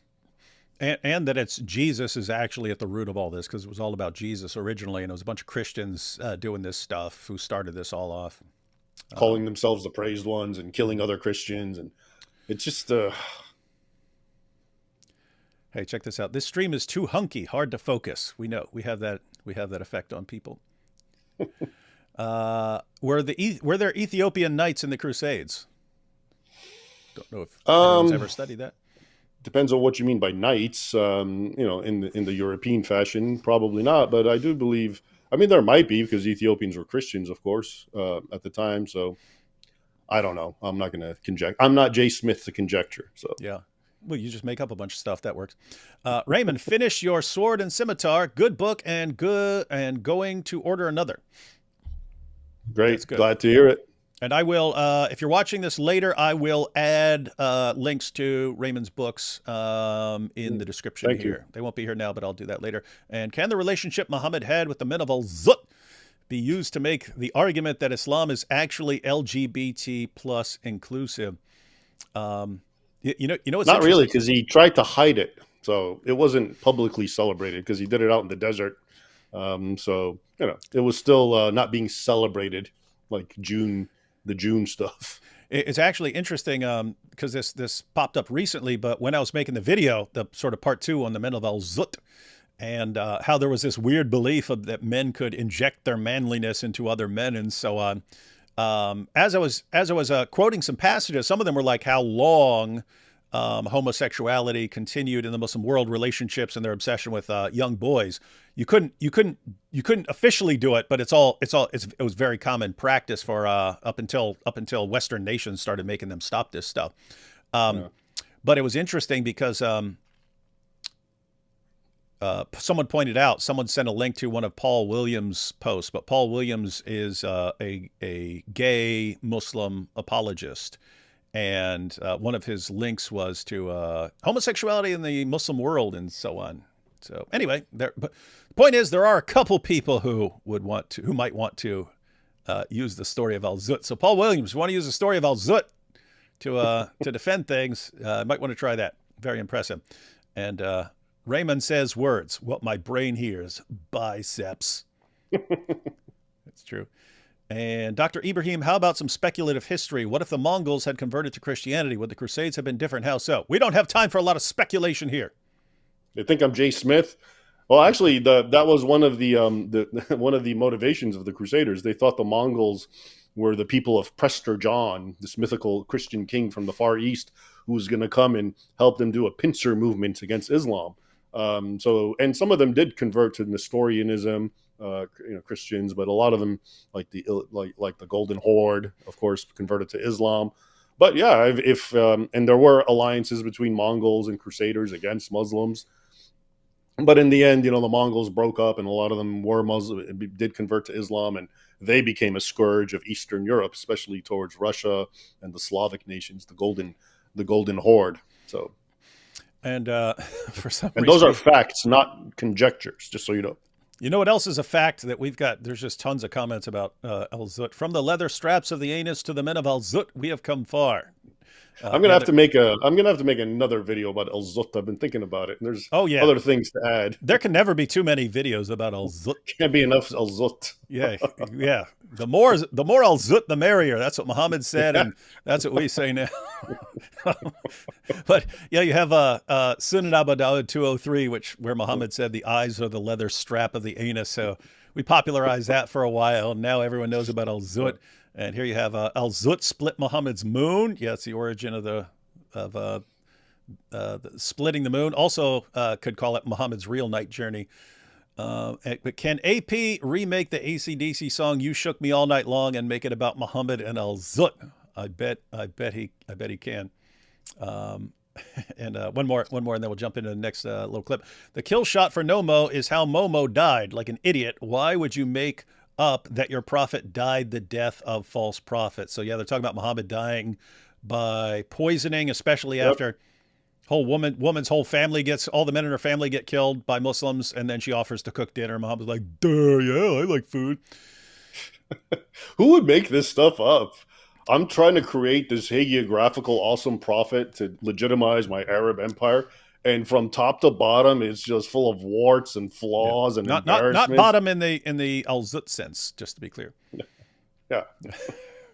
Yeah, and that's the thing. And when I think I've asked the Nommos for this before, and they said maybe Muhammad was blaming a Jewish woman for poisoning him because they wanted to stir up more hostility against Jews. And it's like, wait, if you could make up anything, why not? Why have him being a complete idiot? Why not say he went out and fought them, violent, in battle and fought valiantly and something like that, or they assassinated him or something like? Why do you have to make him the idiot of the story?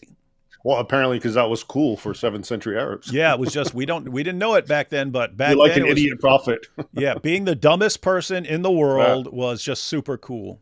We just don't get it because we're modern people. Yeah, we're modern people. We think it's stupid to Yeah. die over a roasted lamb. Anyway, here's a clip of Jay on the burden of proof.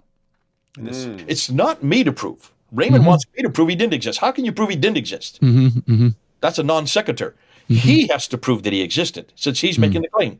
That's So not a therefore, non-sequitur. in order for him to make the claim, he has to prove that this man was called Muhammad, that he lived in a place called Mecca, that he received a book called the Quran, not just bits and pieces and fragments, all 114 surahs, and that this all happened before 632.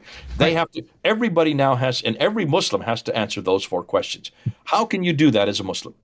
And I actually want to tie that together with his claim about the topic here, because that's also a short clip, but let's see.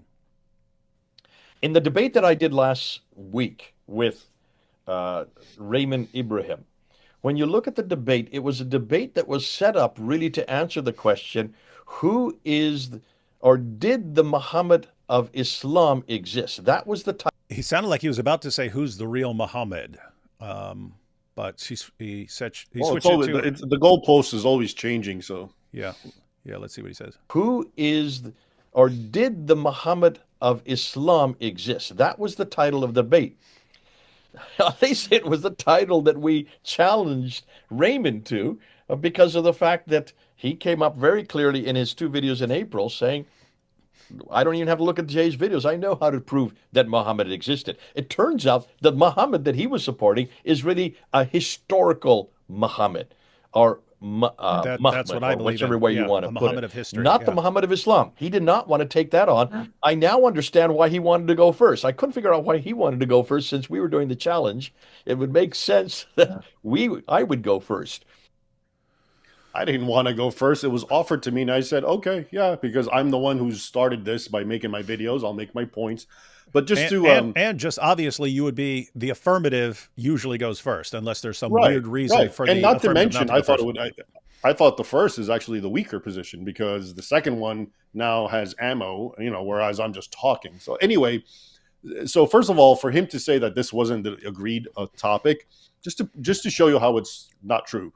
Okay, he already mentioned my 2 videos. My 2 videos, like I told you, I didn't make 10 points. Anyone can watch them. They're online. I made 3 points. I argued that Muhammad from the 7th century non-Muslim sources was real. I argued that the Sunni-Shia split proved that his DNA is in action because that's what they believe. And I made the argument from embarrassment. It was just those 3. And he wanted immediately to debate me. Now, if you want to debate me on what I just said, it was those 3 points. And so when the debate started, I made those 3 points, but even more emphatically with quoting Patricia Corona, etc. So I find it kind of strange for him to now be like, oh, well, that's not the real Muhammad. That's another kind of Muhammad. And he just keeps, and the criteria. The point that the first point he said is I have to prove it, right? Mm-hmm. The burden of proof is on me and also on Muslims.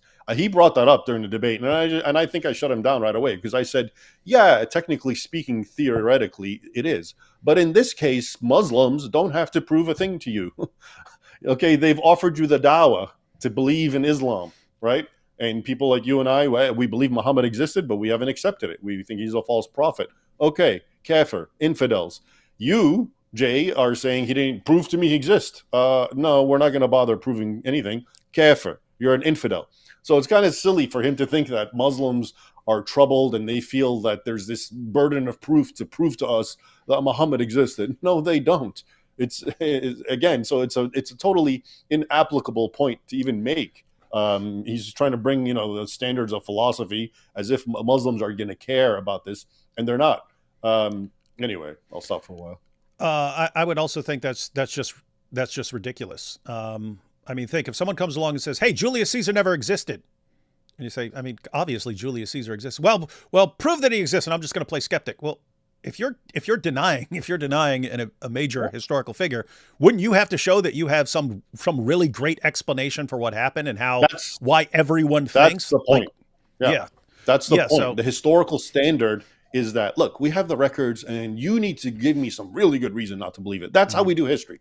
If we start off from the first premise, which is, I don't care about the primary sources, they're all lies, Everyone has to disappear. In fact, I mentioned Caesar during the debate, and I pointed out, Caesar seems to be very real, because guess what? We have his it's not his autobiography, but his journal, basically when he was in Gaul, and we have it, right? And Caesar's something like 30 BC. He's active at that time. But guess what? The actual extant version of the journal that he wrote is about 800 years after Caesar. So once again, if we use J. Smith's impossible standards, Caesar never existed. Alexander the Great, of course, never existed, because all the primary sources come 300 or so years after him. I give multiple examples. All the Viking kings that nobody doubts their existence, Harald Hardrada, all of them, if the famous ones, okay? Guess what? They all come from one guy, Snorri Sturluson, writing in Iceland about 500 years, okay? 400 to 500 years after these guys died. I've never heard anyone say, oh, they're not real because this is too late and you got to prove it to me. Okay, so if you use that standard, nobody comes out alive in history. Everyone has to disappear. And again, I give you the Old Testament argument. It applies the same way. It goes both ways. You can't just create these impossible standards and don't apply them to anybody, but then throw them all at Muhammad. And the more they're proven, the more you raise the bar higher and keep saying, "Oh well, now you have to prove to me all the surahs were written." It's just, it becomes ridiculous, but that's they fall for that, I suppose. Yeah, and the situation here is, guys. So what Raymond said is, technically, in a technical sense, burden of proof is on the affirmative and so on. But in situations like, you have to be careful about someone just shifting complete burden of proof. Why? Because there's a bunch of evidence you're trying to account for. And if you've got an explanation that accounts for this evidence, and you come along and say, no, that's not the correct explanation. Well, unless you show me there's a better explanation, that still is the best explanation. It's like the new atheist did this. Back in the day, atheists used to actually argue for atheism. They'd say, but the problem of evil and divine hiddenness, if God wanted us to believe in him, why didn't he just appear to us? They'd use arguments. You got to the new atheists, and then it was, you can't prove to us that God exists. You can't prove it, so prove it. And you'd say, well, why don't you show us how they? No, we're not the ones making the claim. You're making the claim. And they shifted the burden of proof completely over to the theist, and then they just play skeptic. Guess what? It is easy to play skeptic. So anytime someone says, you prove this and I get to play skeptic, I usually flip that on atheist. I usually flip it on atheists when they come at me like that. They're like, prove to me God exists, religion's hard. I'm already thinking this is not a person I seriously want to have a discussion with. So I will instantly go, first prove to me that you exist, because I don't want to be having an argument with a non-existent person. First prove to me you exist.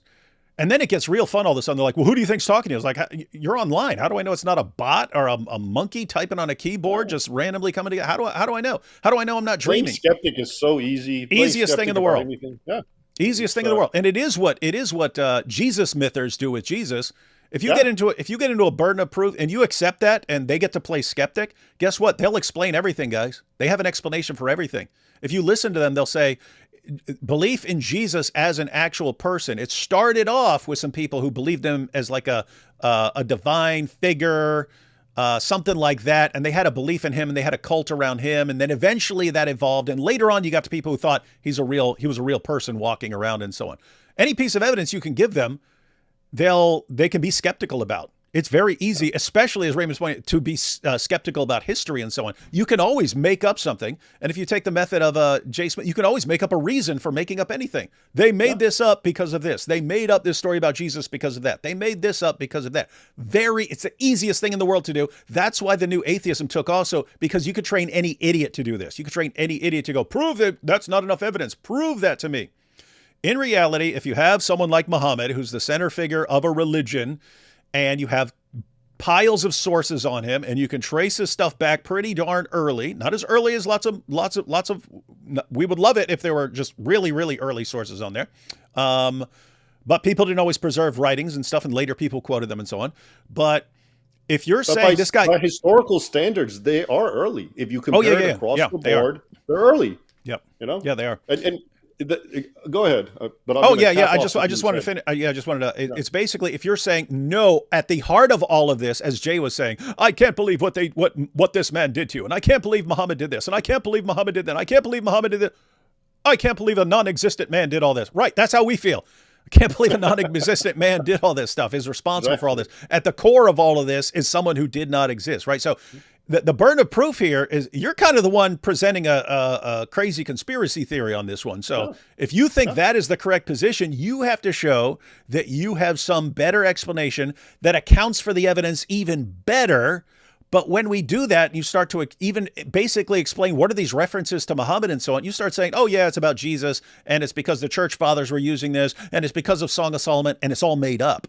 And so I can't regard that as a better explanation. And so I'm left with an explanation that fits all the facts. And yes, the Muslim sources can be weak. And yes, there were fabrications. And yes, there were exaggerations. And yes, they made up a ton of stuff. But the explanation for the core of the story makes a lot of sense and accounts for the evidence. Yours doesn't, because it's all made up. So why am I supposed to go with yours and not this one? Oh, I forgot. I'm being paid. Because and it's also an article of faith. But one point I just want to really emphasize to people, which is that the number one argument that the Nommos have, okay, is that all the Muslim sources are just too late. All right, they're much later than what they purport to record, right? And but the fact is, this is what they don't tell people, that is pretty standard for history. In fact, they're actually pretty close, all right, more often than not.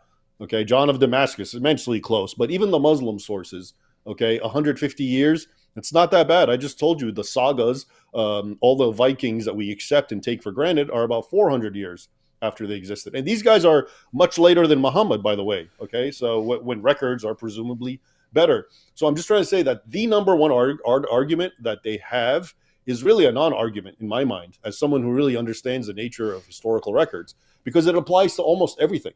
But they play this game and make you think that everyone else, we have their DNA, we have their license, we have their social security card, we have their teeth, No, it's all so tenuous, it's all so fragile, it's all so fragmented for everybody.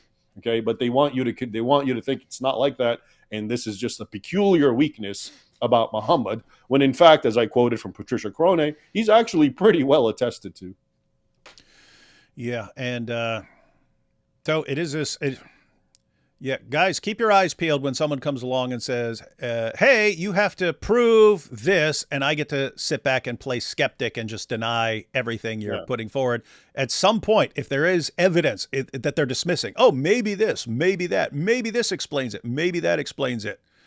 At the end of the day, either they have a better explanation that fits the evidence or they don't. It's just like, if you argued against an atheist against if an atheist is arguing against the existence of God and you say, hey, the universe popped into existence, sounds like creation. And then the universe is finely tuned, meaning, the laws of nature they're required to be at a certain, these various, constants and so on have to be like just right or we wouldn't be here. And then you have to get life, and then you need human consciousness, and then you need this, and then you need that. And if you say, well, that's no proof, that's no evidence. Okay, what's a better explanation for how we got all this? The burden of proof is on you. Well, okay, then. And this is, in my early videos, and I think this is what really bothered him. I pointed this out that, the strength of the Nommo argument is that non-Muslims want to believe it. Okay, that is its number one strength. Its appeal. There is a demographic that does not want to believe that man ever existed. Okay, for numerous reasons. That is its number one appeal. It's not the arguments, because the arguments are flimsy. They are weaker than the facts that we have as recorded by history. But why are people gravitating to it? And my point was, that's the exact reason why no Muslim's going to hear it, because the Muslim starts off on a different foot. They do believe in Muhammad. He's their prophet. They love him. Okay, they're not gravitating towards this argument by nature the way all these non-Muslims and especially Christians are. That's why I guarantee you there's probably so many no-mowers who don't even know the arguments. They've just heard some guy say Muhammad didn't exist, he has letters behind his name or whatever, and that's good enough for them. Okay, but guess what? That's not good enough for Muslims, and that's the only way this will even ever matter. In the meantime, it's nothing but a distraction. And you and I haven't even talked about how this has now become not just a distraction, how it's become an actual weapon against what we're trying to do, which is actually confront Islam, open eyes of Westerners and Muslims and so forth. And, to me now, these guys, these Nommos are more dangerous than the worst Muslim troll and leftist troll I've ever dealt with, because they are a cult.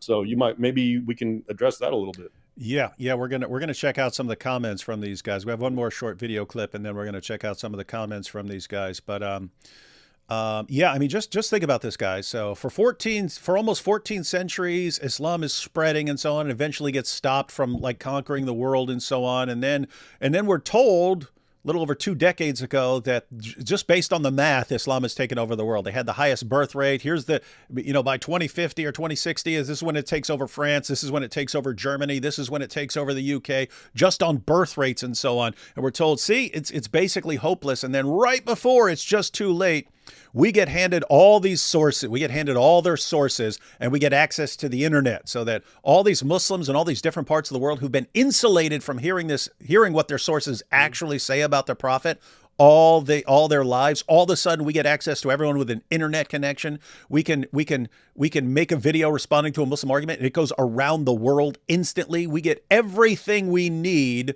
to completely destroy Islam right now in our time. And then we start. The Nomoers want us to throw it away. That's what I mean. We start sharing it, and all of a sudden, the apostasy rate shoots up from 0% to 26%. In 2 decades, Muslims are going around freaking out about what they call the avalanche of apostasy. They're the ones saying, if we don't do something about this right now, if we don't stop this right now, we'll never recover from this. And then right in the middle of all this, we get Jay Smith and the Nomoers. Stop! What are you doing with all this nonsense? Just say Muhammad never existed. That's what. Let's pray. Let's pray. Thank you for Muhammad never existing. Thank you, Lord. It's just unfathomable, man, when you really think about it. It's really, really, really, really weird. Ash here says, Mo is like those cringe guys that think they're saying something super badass and everyone else is cringing. Mo, I have the virility of 30 Zoot inside me. Yeah, he was going around bragging about having the strength of 30 men. His followers thought he was saying something different, but he meant literally. Was the Quran written by heretic Unitarian types?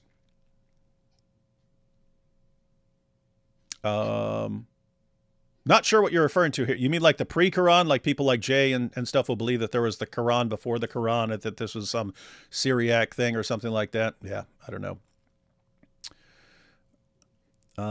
D. Wood, Raymond Ibrahim, have you considered teaching in schools? I mean, I've been offered, but I'd rather just do what I do, which is teach online and through my books. Yeah, and that was my plan back in the day. It was Muslims who derailed that. We actually had a Muslim who used to stand out in front of the school. I was teaching at Fordham. I was teaching philosophical ethics and philosophy of human nature. There was a Muslim who would stand out there, and he eventually got to the point where like one of my students showed up and said, "Hey, there's a guy out there talking about you." It's like, and they had already been calling the school, but now you had a Muslim out actually standing out in front of there, and so it was okay. I cannot do both of these. I cannot teach philosophy at a university and be criticizing Islam. So either I have to back off Islam, which is what they wanted, and then just teach philosophy, or I have to burn that bridge and just say, okay, I spent my entire academic career studying to be a philosophy professor, but I can't do that.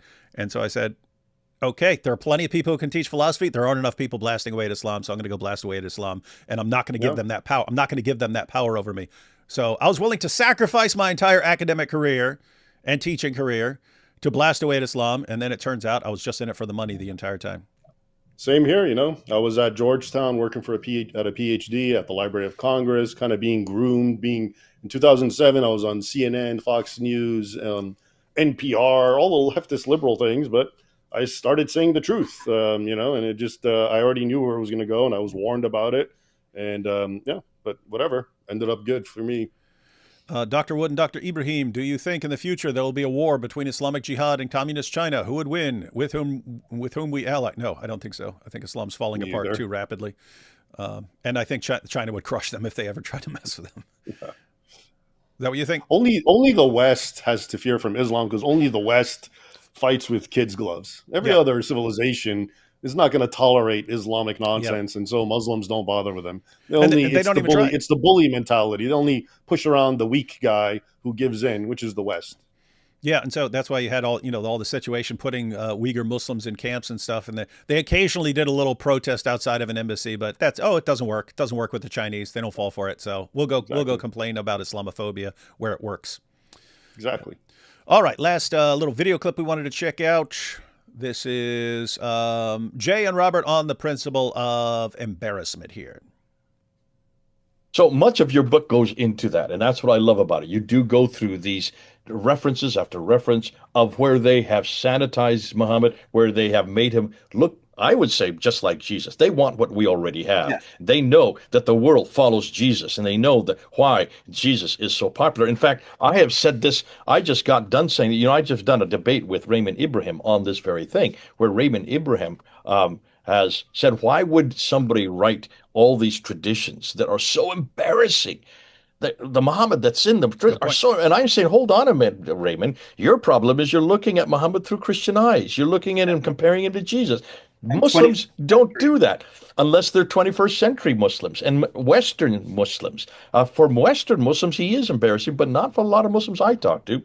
They love the Muhammad that's there. The period of embarrassment is really the only coherent argument that people who still believe in Muhammad's historicity can adduce. But I think that it's exploded, if I do say so myself, in this book, in light of the fact that it's very clear that these stories were either fabricated or adapted from earlier sources about other people and folded into the Muhammad myth by people who weren't embarrassed by them at all, but who thought these are practices we want to engage in, and so if we have our prophet engaging in them, then that's the best validation you can have for this activity. All right, so that was their response to, and that is their standard response to us bringing up embarrassing material. Why would anyone make this up? Well, life was different back then, and this was considered good back then. And you say, okay, what's the records of this being prized and valued at that time and considered awesome? Well, you don't know that it wasn't. And so it becomes maybe there was a reason for making this up and we just don't have access to it. Okay, that again, More that would conjecture. work. Yeah, that would work if it was one thing. When it's maybe this and maybe that and maybe this is why they thought semen all over your clothes was good, and maybe they thought it was good to bang your adopted son's wife, and maybe they thought this. And I'm surprised he says that this is the most coherent argument. The most coherent argument is that Muhammad is widely attested to. And for you to say, no, we're not accepting that is basically for you to change the entire rule and say no one in history can be attested to anymore because I just don't like it. Okay. So I don't even think it's the strongest. It's my third argument, but I do think it's important and it's definitely one of the arsenal. But yeah, the only thing that you can say is possibly, moderns don't get, but I get, is basically the sort of, the tyrannical Muhammad. Okay. Yeah, that's true. Arabs in the 7th century wouldn't have a problem with an authoritarian, tyrannical, even cruel Muhammad. But that's not what we're talking about. We're talking about constant embarrassing scenarios that would have been just as embarrassing, if not more so, okay, then and problematic than they are today. And they just don't want to admit that, and they're trying to pretend that everything that's embarrassing is about Muhammad being this sort of cruel, authoritarian, sexual deviant. No, that's not it. There's a lot more. And again, the way that stuff comes out, the way we see it, is exactly how, like you were pointing out, the older it goes, the worse it gets. And you can see how, as time progresses, until it gets to Sahih Bukhari and so forth, it keeps getting sanitized and sanitized and sanitized. And it's just a realistic development than just, it's you just don't get it because you're a modern person. Yeah. So we could grant, and I think we would grant, Robert and Jay's point to an extent that, there can be things that they weren't embarrassed back then, whereas Muslims are embarrassed about them now, like Muhammad and Aisha. So that doesn't seem to have been embarrassing to them back then. Yeah. It's embarrassing to Muslims now. Pedophilia was not a problem. Yeah. So I wouldn't use that as an example. I wouldn't use that to say, you see, this is something that someone wouldn't make up.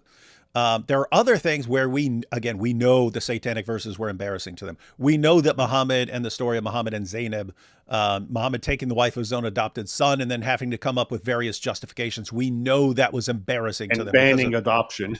Yeah. We know that we know these things were embarrassing to them. So again, it's if you wanted to come up, maybe there was a reason for some person to make up the story about the satanic verses and multiple different versions of it and make up the entire history of this and put all these different sources and trace them back to all these different guys. Yeah, maybe. Why should I think for a second that that is a better explanation than Muhammad delivered the satanic verses? Yeah. Because I'm desperate to prove Nomoery. That's why. That's it. All right. Want to check out some of these. So we got the responses, ladies and gentlemen. We got the responses from the no-mowers because you've got Raymond, and he's actually argued against the no-mow position.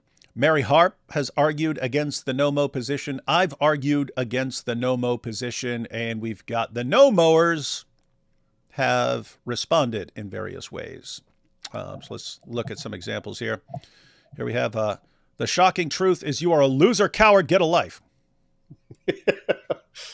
That's my video, which I recently made, again, responding to Nomoery. Okay. So that's the extent of their argumentation. That is the decisive refutation, if I've ever seen one. Yep. Let's check this out. Raymond Ibrahim has gone full pro-Muslim here with his belief in Muhammad. One more step towards his reversion to Islam, I think. Yeah, see, as soon as you start believing Muhammad existed, you're basically on a path to concluding that he's a true prophet. You're going to become a jihadist. That's the next natural evolution of it. Yeah. Next thing we're going to see Raymond arguing, screaming Allahu Akbar while blowing up a bunch of people in the name of inevitable. Allah. Yeah. That's what happens. That's what happens as soon as you start granting that Muhammad existed. All right, let's check out some of these comments, ladies and gentlemen.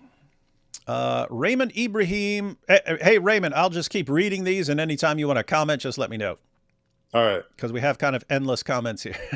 Raymond Ibrahim, just due to be publicized, his name, but all his quoted reasoning is not on the truth, means his account of study is also a lie. Believing a standard Islamic narrative without a basis as per history. Need I even respond to that gibberish? Ha! Raymond Ibrahim admits defeat. He can't respond to this powerful. I don't even know what it said. Oh, yeah. It makes me wonder, when I see this kind of written English, could this actually be Muslim trolls who've appropriated, logically so, the no-mo movement, and they're spearheading it because it's the best way to hide criticism against their prophet, which, of course, as I said, has always been the Achilles heel of Islam? Or is this just a dumb person who can't write? I don't know. Yeah, the thing is, the no-mowers sound kind of exactly like what a troll would sound like, and so very difficult to distinguish. But there's so many of these guys arguing exactly the same way. I'll kind of like assume that it's a no-mower until shown otherwise. Muslims fooled everyone with these stories of Muhammad. The name Muhammad did not exist in the beginning of Islam, nor did any of the writers of Muhammad know if he ever existed. Muslims had to redact verses back to force Muhammad into history. Raymond Ibrahim is like a Muslim that were brainwashed in a madrasa. Raymond Ibrahim trusts everything Muslims write down with zero historical evidence from Muslims from the 7th century. Muslims used Jesus to model Muhammad. The bad things about Muhammad was to throw people off from the truth and make him seem real. What a way to think, man. Like, I used to be sympathetic to, believing in some kind of conspiracies because surely everything isn't transparent. But this just takes it to such a level of, so delusional. Everything's a lie. Everything is false. And it's just whatever I want to believe. That's the reality of it. That's what reading that to me, that's what it sounds like. That's how that person thinks. Yeah. And think about this. You have no historical well, you've got tons of historical sources. If you want to say, we don't have all the sources, the early sources that later sources are quoting and so on, that's fine. But they're quoting earlier sources. But think about this. Then he'll say, you just trust everything Muslims write down with zero historical evidence. But then he says, Muslims used Jesus to model Muhammad. So, okay, what's your sources on that? Yeah, Jay Smith. Yeah, Jay Smith said it. That's your source. Yeah, Trust Jay. He's a historical source. Yeah, we've heard trust me, bro. He was there. He knows. Yeah. Yeah, we've heard trust me, bro. Now we have trust Jay. Trust Jay, bro. Trust Jay, bro. Yeah, trust Jay, bro. And that's amazing. But I mean, think about this. It's any evidence you quote, we're going to be super hyper skeptical of and reject it. And if Jay just makes something up, or another Nommo makes something up, it's indisputable. And the only reason you could even question it is if you're being paid by Qatar. What else? Obviously. Oh, awesome stuff. Awesome stuff, guys. You guys are doing a bang up job here, Nomoers. We have two of these. This guy is offering nothing sensible. It must be annoying for Jay. He's arguing dishonestly, very dishonestly. That's about you. Raymond is so the guy who's presenting evidence is dishonest, and the guy who's just offering conjecture after conjecture is honest. Mm-hmm. Raymond is no Christian. He's a secret Islamist arguing Momo lived. Okay, no probs, but trying to legitimize Mecca, and this is insane. So you are insane, dude. Yeah. You're a secret Islamist. Yeah. Well, of course. I mean, if you believe Muhammad existed as a historical figure, even if you say bad things about him or call him a false prophet, you are secretly a Muslim because Jay Smith said so. I mean, you already saw. He gave the prayer and he had his hypothetical debate with Jesus and Muhammad. So anyone who does what we're doing is clearly on the side of Islam. Yep, gotta be. No other way of looking at things, ladies and gentlemen. Can't possibly be that Raymond actually believes, because we have a ton of historical sources and so on, and because we have all this embarrassing material that we can't think of any because we have common sense. Yeah. Yeah, it can't be because of any of that. It's just, we aren't persuaded by all the church fathers were referring to Jesus as Muhammad. We're not persuaded by that because none of them ever said it, and so shame on us. We're bad. Yep. Pray that Raymond may know Jesus. He appears to be a Christian by tradition and culture, but not born again. And we know this because, you didn't even accept Jay's prayer as authoritative liturgy. Yep. And then great debate. Jay won this debate. The Muhammad of Islam never existed. Jesus Christ is Lord. You got to love the connection, I mean, there it goes again. It's that kind of cultic mentality. If you're going to believe in Jesus, you have to, as a corollary, believe Muhammad never existed. And if you believe Muhammad existed by corollary, you don't believe that Jesus is Lord. And that's what this comment right here is saying. That's how it works. No, he did not. Islam is a pagan religion. You've got to love this. Did Muhammad exist? No, he did not. Islam is a pagan religion, as if Islam being a pagan religion means Muhammad didn't exist. Well, yeah, I'm trying to reconcile the two clauses. I don't get it. I mean, the Greeks and the Romans had a pagan religion. I guess Greeks and Romans didn't exist. Yeah. Oh, exactly. Pagan religions don't exist. That's the lesson. Yeah. Pagans don't exist. Let's see. Raymond Ibrahim is embarrassing. Where does he get that nonsense from? The height of delusion on display here. Self-delusion is dangerous.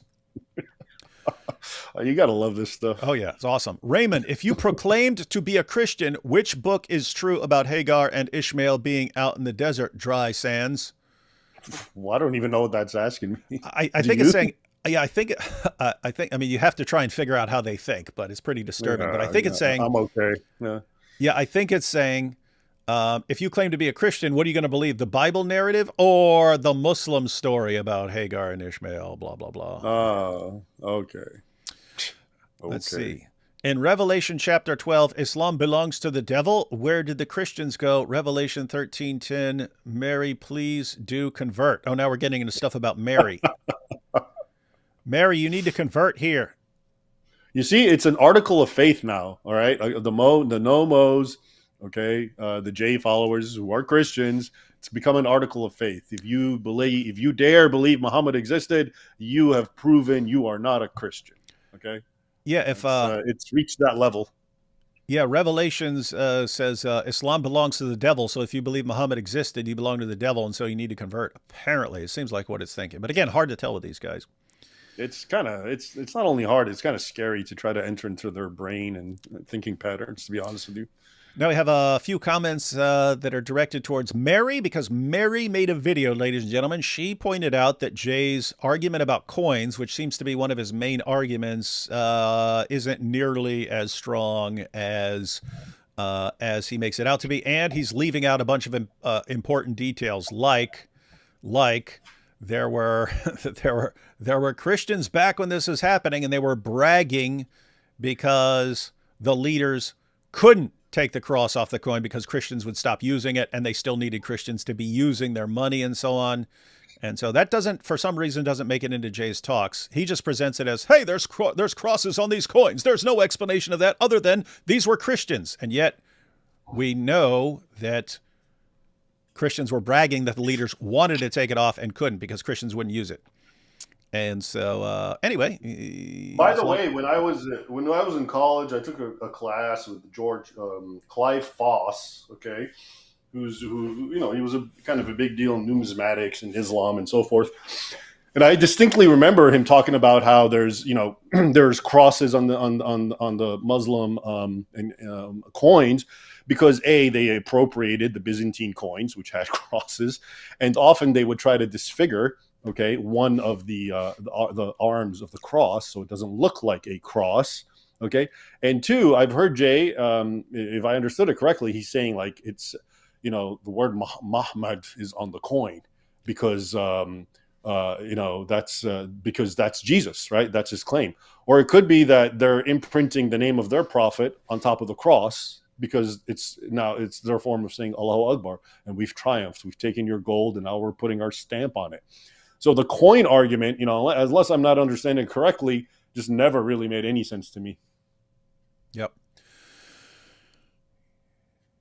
And yeah, I mean, even before Mary showed what was actually going on, which she did, I recommend her video. In fact, after this, if I forget, someone remind me to add the video to the description where she actually goes through and shows what happened when Uthman tried actually minting a coin and stuff, and just didn't take off.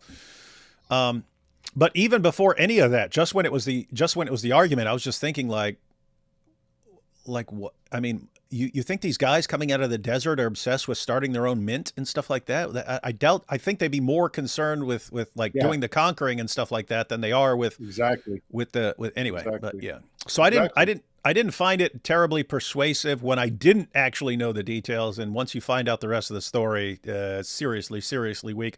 Certainly not enough to establish that there's a better explanation for all the evidence. Let's see. That's the problem with religion. The books are inconsistent. David Wood has always been a Christian zealot and anti-Islam. It clouds his judgment. That's why I believe Muhammad existed. The interpretation you give is very compelling. Just don't consider Muhammad bashers to accept it. They have an interest in his existence. You catch it? Don't consider Muhammad bashers to accept it. The explanation. They have an interest in his existence. We need Muhammad. We need Muhammad's existence. That's what Jay's been telling everyone. Let's see. David Wood is afraid of losing followers to you and Jay, so he has to poison the well, in my opinion. I don't want to lose. Guys, on what? There you go. And I think this is on Mel's channel. Like, on what planet? I'm not being mean here, but on what planet is Mel going to get more followers than me? And I'm like, on what planet am I going to lose followers to Mel? Yeah, so not terribly worried about losing followers to Jay and Mel. Mary just sent us an email of another comment. You want me to read it? It's a good one. Oh, I got it. I was going to put it up after we go through. Oh, you got it? Okay. Yeah. Mm-hmm. Here we have it's because David is getting money from Israel. Well, I thought I was getting the Arab oil money. Which is it? Which one is it? Dang it! Please tell me. Now we have at the bottom, David Wood now gives vile characters a platform. He's showing his sinister side. Who's the vile characters? It's been Jai, DOC, Thaddeus, and Mary. Why? They're all my friends, and we do live streams regularly on various topics. But they're vile because they believe Muhammad exists. Yeah, and they're criticizing Jay's new cult, and they must be evil, and I'm giving a platform to them. And now even the worst of the worst, Raymond Ibrahim. Wow. Yeah. I'm getting seriously terrible. Now you got the real Muslim on board. Many years after reading Robert's book, Did Muhammad Exist?, I'd go on yearly church retreats with a Coptic brother. He hated what Islam did to Egypt, but he was so invested in the standard Islamic narrative. I have to point out, I'm the one who came up with SIN as abbreviation of standard Islamic narrative. And I made I made it as standard Islamic narrative about the about what Muslims think the Quran says about the previous scriptures. So I abbreviated the standard Islamic narrative, and then I contrasted it with my view, which is that Muhammad thought the previous scriptures confirmed him, so he had no problem confirming them because he thought that's what they said. And so I compared the two hypotheses. But Jay popularized it for this, interestingly. Yeah, and I actually I commended him, and I was like, oh, that's a good acronym, by the way. And you didn't mention you came up with it. Shocker. He took the compliment. Yeah, normally I don't even point it out because I steal people's stuff all the time and I don't credit them. Okay. So I usually don't care when people steal my stuff. I think it's hilarious and awesome when I see people using something that I came up with. But how are you going to use it to trash me when I'm the one who came up with it? Anyway, but he was so invested. Let's all officially acknowledge, however, that I have coined Nommo and Nomoery. Yeah, so I coined standard Islamic narrative, and I started calling this stuff a cult. Nommo, yes, Nommo, which was brilliant. Now we have the cult of Nommo, and all these Nommos coming out of the closet in their cult, and that was Raymond Ibrahim. So let it be forever known, Raymond was behind the popularization of the Zoot story. That's when it took off, everyone. Thank you. And I would just say the Zoot story. My prediction is that just people knowing about Zoot, just that one story, will be more effective than Jay's entire approach will ever be. Yeah, and that's why I did it. I was trying to show if you look, hard enough, you're going to find stuff that isn't embarrassing because we're modern and we don't get it. Not hard enough in the Zoot sense. I just want to clarify what you're saying. But go ahead. I mean, just their name, Zoot. I mean, you got to love it. It screams credibility, not like Muhammad screamed, but it screams credibility. Right. Yeah, so this guy says, many years ago, after reading Robert's book, Did Muhammad Exist? I'd go on a yearly retreats with a Coptic brother. He hated what Islam did to Egypt, but he was so invested in the standard Islamic narrative and in the existence of Muhammad, he'd get angry and arguing for it. I could never understand why it was important for him. Well, maybe because you had Muhammad who was the man behind so much devastation in Christian lands. And when some dope comes along and starts saying, oh, Muhammad never existed, it was actually Jesus. And then, Christians started doing it. And then it took, maybe you sound extremely disrespectful to all the people who are violently subjugated by this stuff. And annoying. Yeah. And let's see. They are unable to understand because they lack totally the love towards Jesus Christ. This is why we don't get it, guys. We lack the love towards Jesus Christ. Only our love to him, towards our enemies and our neighbors and self, initiates light in our soul. And this light of our souls is needed by our mind to recognize and discern what is said or written. Continue your good works. This is towards Mel, because you see the heart by Mel down there. Continue your good works while staying connected with our Savior and Redeemer. Only he can and will lead you into truth, as is written. So we don't love Jesus, and therefore we're not being guided into the truth, unlike Mel and Jay. Right. If you listen to the Holy Spirit, it's going to always tell you Muhammad never existed. So we're not truly being guided. Yeah, it's just weird how, God waited so long to share this, and then he used such terrible arguments. He was waiting for Prophet Jay to come to be, to raise him up. Yeah, and to tell us all these things about what the church fathers were saying, even though they were never saying it, and that Jews were saying this, and Jews never said it. That's immaterial. That's irrelevant. Yeah. What's important is the story and your unquestioning obedience to anything Jay says, even if it's completely false and insane. Right, because this is a cult. Let's see. Mary Harp and her simping sidekick Thaddeus are utterly obnoxious characters. That's right, because they corrected Jay on the coins thing and actually gave more information, which would lead people to think it's not a good argument. And then, heretics. Yeah, a bunch of heretics.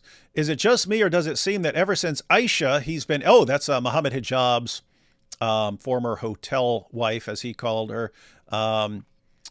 That's Muhammad Hijab's ex-wife, who has been talking to us about what she's gone through and some of the problems with the Muslim community and why they won't stand up to guys like this. She's actually done interviews with us.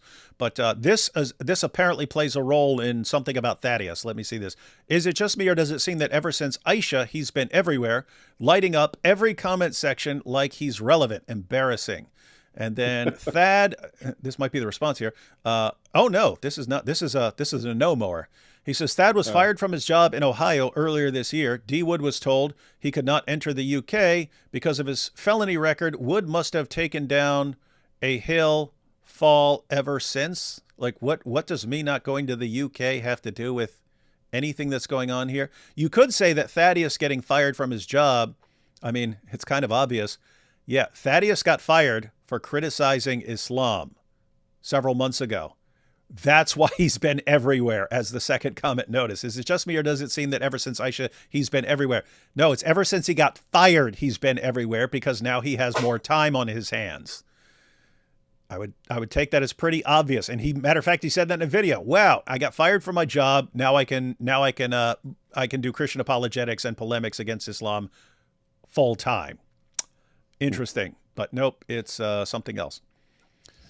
Those who use ad hominems in lieu of arguments are narcissistic attention seekers. Really? You mean like saying... You mean like all these guys? Yeah, you mean like saying we're just in it for money and we're getting paid by Jews, we're getting paid...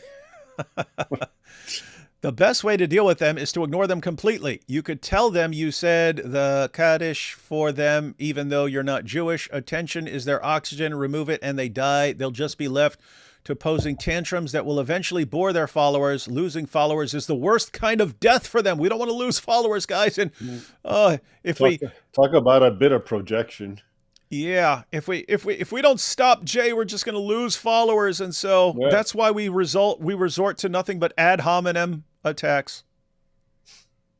This is insane. Yeah, talk about projection, man. Wow. People who love untruths about Islam, I guess that's us. People who love untruths about Islam will always feel gutted that their sacred cows are being slaughtered in the debates about Muhammad, the Quran, and Mecca. Carry on, Jay. You are an apostle of Christ and male too, even though you guys have already split and can't get along anymore because you're blaming each other for all the mistakes you guys made in your terrible arguments. Thanks for your painstaking research. You mean the research that he's already had to abandon and gaslighting everyone and saying that he abandoned it so long ago, even though it was July, and highly competent research dissemination. Wow. Before we pass the ad hominem stuff, I have a little amusing anecdote for you from Jay Smith. Oh, yeah? When I first made my videos talking about him and responding to Nomoery, and all I ever did is just mention his name like once, and very respectfully, because I tried to put a name to what this is, because everyone who would contact and attack me would say, you have to read Jay Smith. So I basically said, apparently Jay Smith is the one who's saying it. And I was like, I'm sure he has his reasons for believing what he believes, etc. But anyway, in one of his responses, he's him and Hatun, they say, well, who's Raymond Ibrahim? And they say, oh, he's a bodybuilder. And then Jay goes, oh, and he tells everyone, yeah, okay, put that under your wing. Okay, remember, first he's a bodybuilder, and then second he's and I'm also an Egyptian, and then finally I'm a critic of Islam.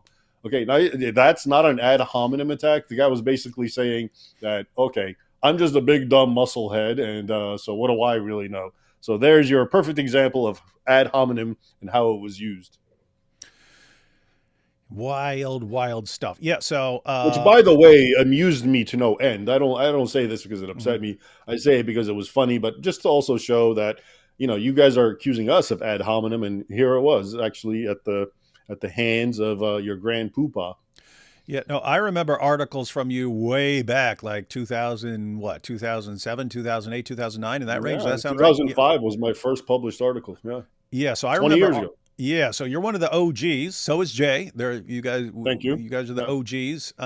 It's just interesting that I was reading your stuff way back in the day, and then it was eventually someone's like, "Hey, check out this picture of Raymond Ibrahim." It was a picture from bodybuilding days, and I was like, "Whoa!" It's like on a stage, right?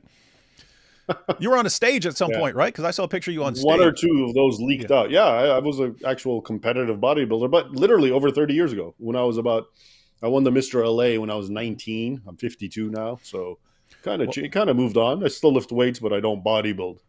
Well, just know, everyone, the reason you can't trust Raymond Ibrahim is because his ultimate loyalty is to bodybuilding, and if he rejects the existence of Muhammad, that might interfere with his bodybuilding. He'd be laughed out of the gym or something like that. So that's a problem. That's something a no-mower would say. Yep, got to be something like that, right? Yeah. Let's see. Oil money is strong. Yep. That's Ooh. if you want to explain things, guys, it's the oil money. And then we have, if I had $1 million, I'd divide it into 3 and give Mel and Dr. J each a third. If God is for Mel and J, who can be against them? Trust God to bring the increase. Ooh, biblical language for Mel and J, right? Yeah. If God is for Mel and J, who can be against them? And how did we prove God is for them again? Yeah, because I said mean, so. yeah, they got the awesome arguments about Jesus being Mahmud and Song of Solomon's and all the church fathers. Right. They're all saying this, even though none of them did. But evidence schmevidence. You just have to accept it and believe. And if you question it, you're evil. Everyone. Yeah, you're just a blasphemer. All right, let's see. It is sad how 4 personalities, with 2 out of them hiding their faces. He's talking about Jai and DOC. Hey. Do you know why Jai and DOC hide their faces? Because DOC, daughter of Christ, is an ex-Muslim, and her family, well, she lives in the UK, and she's got a family, and she hides her face, and so does Jai, her husband. They cover their faces. Why? Why might they do that if they're blasting away at Muhammad and the Quran, destroying every Muslim argument? They are my favorite 2 researchers on this stuff. Mary's another one of them. They are all awesome researchers. They are wreaking havoc on Dawah. Why might Jai and DOC hide their faces? Because they don't believe that Muhammad didn't exist. Yeah. So, I mean, just think about this. They're hiding their faces because Muslims would kill them. Why would Muslims? Because they are wreaking havoc on Islam. But I thought what we're doing is ineffective and that we should all just be saying Muhammad didn't exist and then we'd all be fine. Saying it to Christians too, not Muslims. Yeah, they're actually criticizing people who are putting their lives on the line and don't want to make it easy for Muslims to recognize them in the streets. Yeah, shame on Jai and DOC. It is sad how 4 personalities, with 2 out of them hiding their faces, attack 2 academics. I just have to point out, Jai and DOC posted their critiques, and they hide their faces, but they posted their critiques, and Jay instantly backed off, and then Mel started going, I never said that. And then Jay said, oh, yeah, and then he gaslit everyone and said, oh, yeah, we backed off that point. So what is this?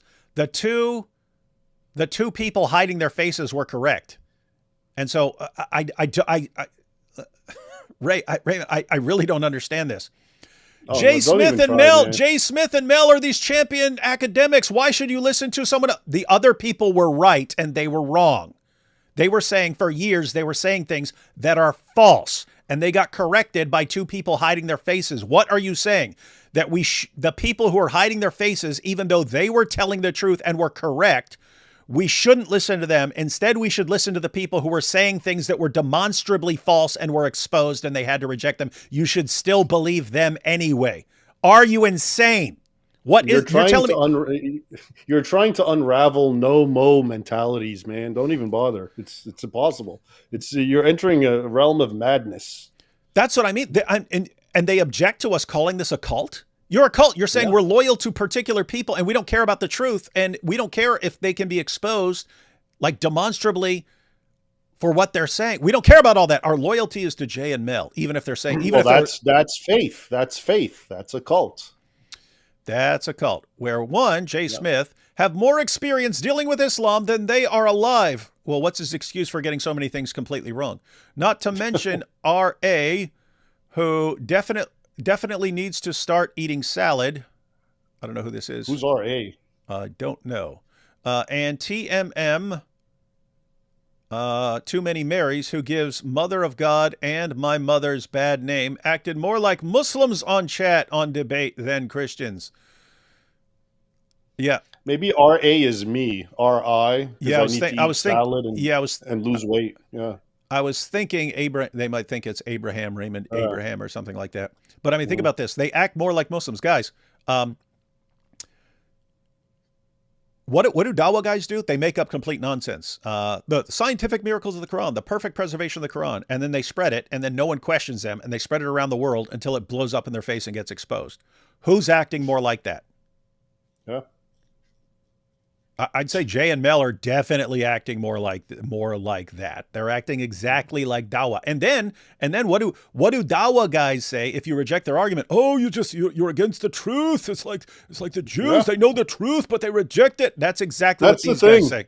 That's the thing that, like I noticed with Jay, and I wanted to point it out, is what they do is they vacillate between, on the one hand, they try to act like we're objective scholars. And then when that fails, they fall back on faith and sort of pious religious talk. And they just go back and forth, whichever's going to, be able to stand up. And obviously they fall back to the Christian pious talk because their audience base is Christian. Okay. But it's like, you need to pick one paradigm. You can't just go back and forth, act like you're an objective scholar, and then when things get weak, you start appealing to, faith and prayers and so forth. I've been informed that RA is not, in fact, you. It is Reasoned Answers. It's Thaddeus's channel is Reasoned Answers. So, yeah. Oh, okay. I thought it was weird. Someone was going to tell you to start eating salads. Like, what? Are his muscles too big and he needs to cut back on protein or something like that? But they're talking about you, Thaddeus. So Thaddeus, start eating some salad, man. I don't know why Thaddeus isn't fat or anything. I don't know what's going on. Anyway, so let's see. And too many Marys acted more like Muslims on chat on debate than Christians. Like two raptors kept on going and attacking other Christians. Pick one target, one attack, while you write answer, second one attack, meaning they don't even give you a chance to respond. Insult, lie, shameful behavior. All four got used only to Dawa drama, and now they are starting to create drama between Christians. Guys, are we the ones creating this drama? Hey, I'm live and let live, man. If you want to believe Muhammad didn't exist, by all means do it. I've said that in my first video, but it's you guys, the Nommos, who are just violent and just extra savage when someone objects and says, no, I do believe Muhammad existed. So, no, I mean, once again, they're projecting their own ways onto us. Yeah, so think about this. I mean, I can spend years with Jay, and Jay telling people that the only reason people disagree with him is because of money or because they want clicks or it's just more popular or something like that. And he can say this, and he can sit there using arguments, some of which I regard as terrible, some of which I say, okay, he's got a point there. But others, some of the arguments I think are just terrible. And I can sit back for years and never utter a peep. And then eventually, when he's personally attacking my friends, I say, okay, he's trying to bully them into shutting their mouths. I'll go ahead and have this on my channel. Then we're looking for drama. We're looking for drama and trying to cause division between Christians. Not this cult that can't shut up. Not this cult that anytime we're having a discussion with Muslims, showing them that they've been lied to about their prophet and that he's a horrible degenerate and we can prove it. These guys come in. No, you're getting wrong. You have to just listen to Jay Smith and just say Muhammad didn't exist. Go pray. Muhammad never existed. Pray about it. Yes. Jay said it in his prayer, and his prayers are. What is this? Anyway, stick with Dawa. I'm a Catholic. Don't know what denomination. Mel. Jay is Protestant, and we're all working together here. Yeah, Jay and Mel just scream working together. Guess what? They're not working together anymore already. Just think about this, everyone. Matter of fact, let me put myself back on the screen because I want people. This is an important point.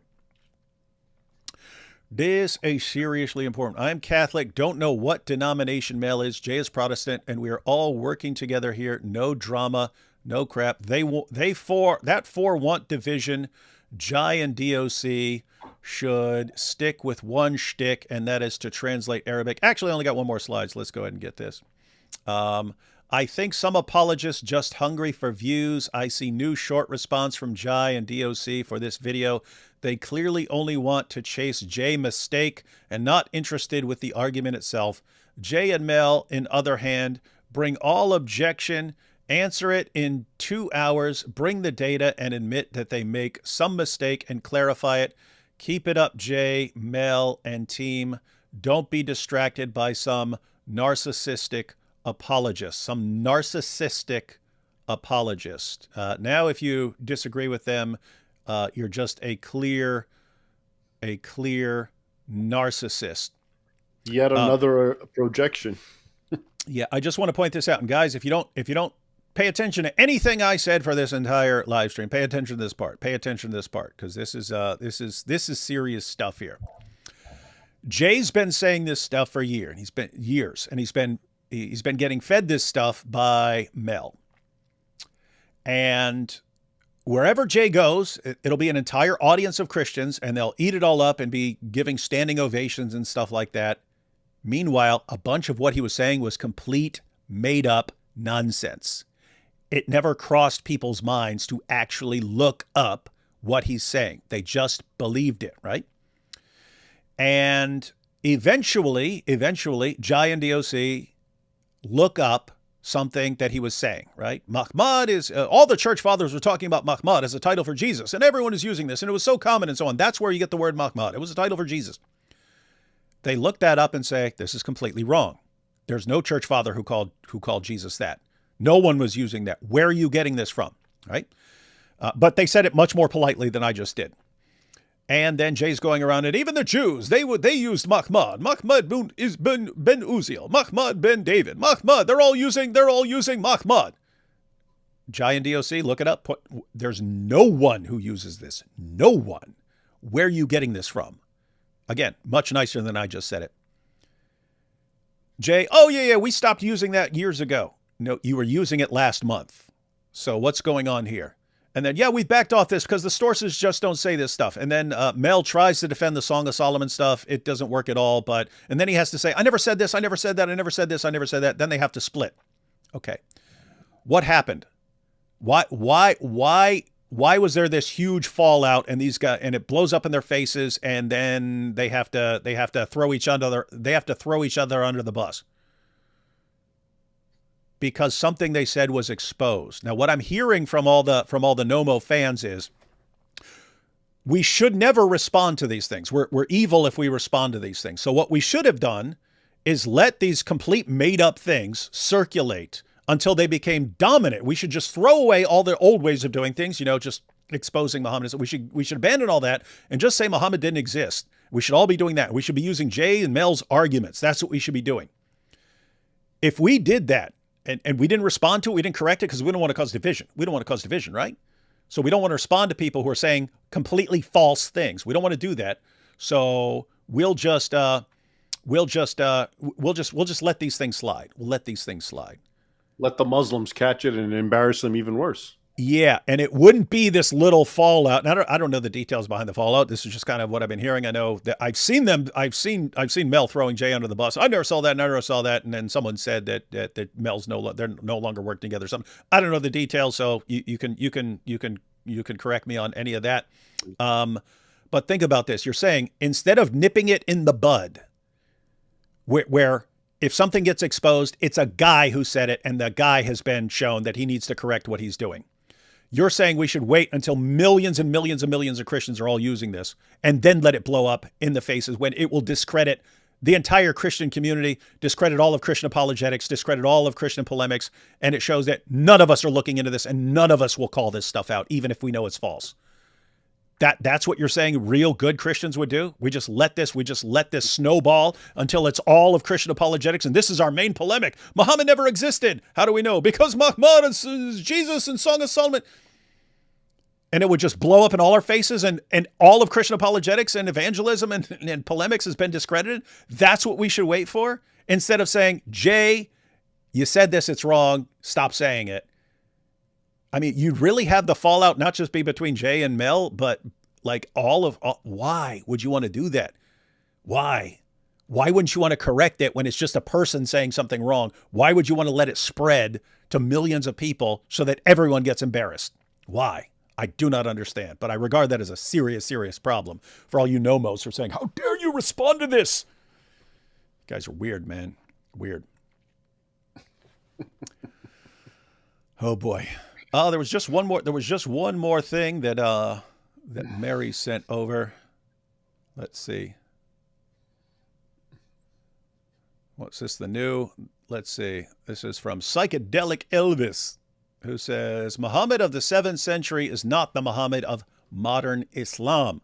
Muhammad of modern Islam is a straw man construct by Jesuit Catholic Freemasons to use as a proxy to subdue the world's nations. They got it. This guy figured it all out. We got us. The case cracker, the case cracker. Yeah, genius. Yeah, Raymond, I'm gonna go through super chats and stuff, but you've been on for several hours, and I'm used to going a long time. So if you want to share any final thoughts and stuff like that, and then I'll go through the super chats. Yeah, no, I think the main point, which you and I both agree with, is this Nommo business, as far as I'm concerned, has always been fine, if you want to believe that. But it's really spilling over, and it's becoming just very damaging and very negative, and it's just not even being used for its original purpose as a polemic against Islam. I've already said, I even told Jay, you know what, my belief is it's a weak polemic, but by all means, you and whoever wants to take it to Muslims should take it. I would respect that. I would support that. At least it's being directed where it belongs. But apparently, because no Muslim wants to hear it or cares or is at all affected by it, and because the no-mowers and the purveyors of it don't want to just put it to bed, and I get it, I understand, because they've spent so much time on it, they actually found people in a demographic that wants to give it some ear, which happens to be Christians. So they've gone there, and they're welcomed, and it's growing into sort of cult, and yet it's not doing what it was originally made to do, which is to actually try to undermine Islam, because it's being shared only amongst non-Muslims, specifically Christians. And all that really does is, all it really does is undermine things, because when you believe Muhammad didn't exist, guess what? You're not going to take him seriously. You're not going to want to learn about his life. You're not going to understand how Muslims learn through his pattern, the continuities from his lifetime all the way until our time. All this is important stuff, So you actually become intellectually disarmed, and you throw away, like we were saying, you throw away all the tools that non-Muslims have against Islam. And then on top of it all, it's bad enough you've done that to yourself. Then your number one mission is go around yelling at other Christians about how they also have to stop believing in Muhammad, because somehow that's going to make Islam go away, because we're all going to stop believing in Muhammad and pray, and then that's it. Islam's going to die. So my point is, I wish it had some, when you share it with non-Muslims, it does nothing but actually create mischief, in my opinion. And I'm putting it mildly. Okay. So if anyone wants to use it as what it was intended for, as a polemic against Islam, but just, using it and amongst the demographic that wants to hear this, which is non-Muslims and Christians, and then thinking you won and exploiting that demographic because, now you're validated. You're really not thinking about the repercussions of what this is really doing. It's doing the exact opposite of what it would do if you share it with Muslims. You share it with Muslims, possibly it could have some beneficial impact on Islam. But when you share it with non-Muslims, it's the exact opposite. It creates confusion, it creates discord, and it creates intellectual disarmament, because you now jettison and throw away all of our original tools against Islam. That is to say, as I called it, Islam's Achilles heel, Muhammad and his life. And I'll end it there. Thanks for the opportunity, David, and I'll see you all later. All right. Go continue defending the existence of Muhammad and getting really, really well paid for that. Yeah, as I always do. All right. Take care. All right. Thanks, brother.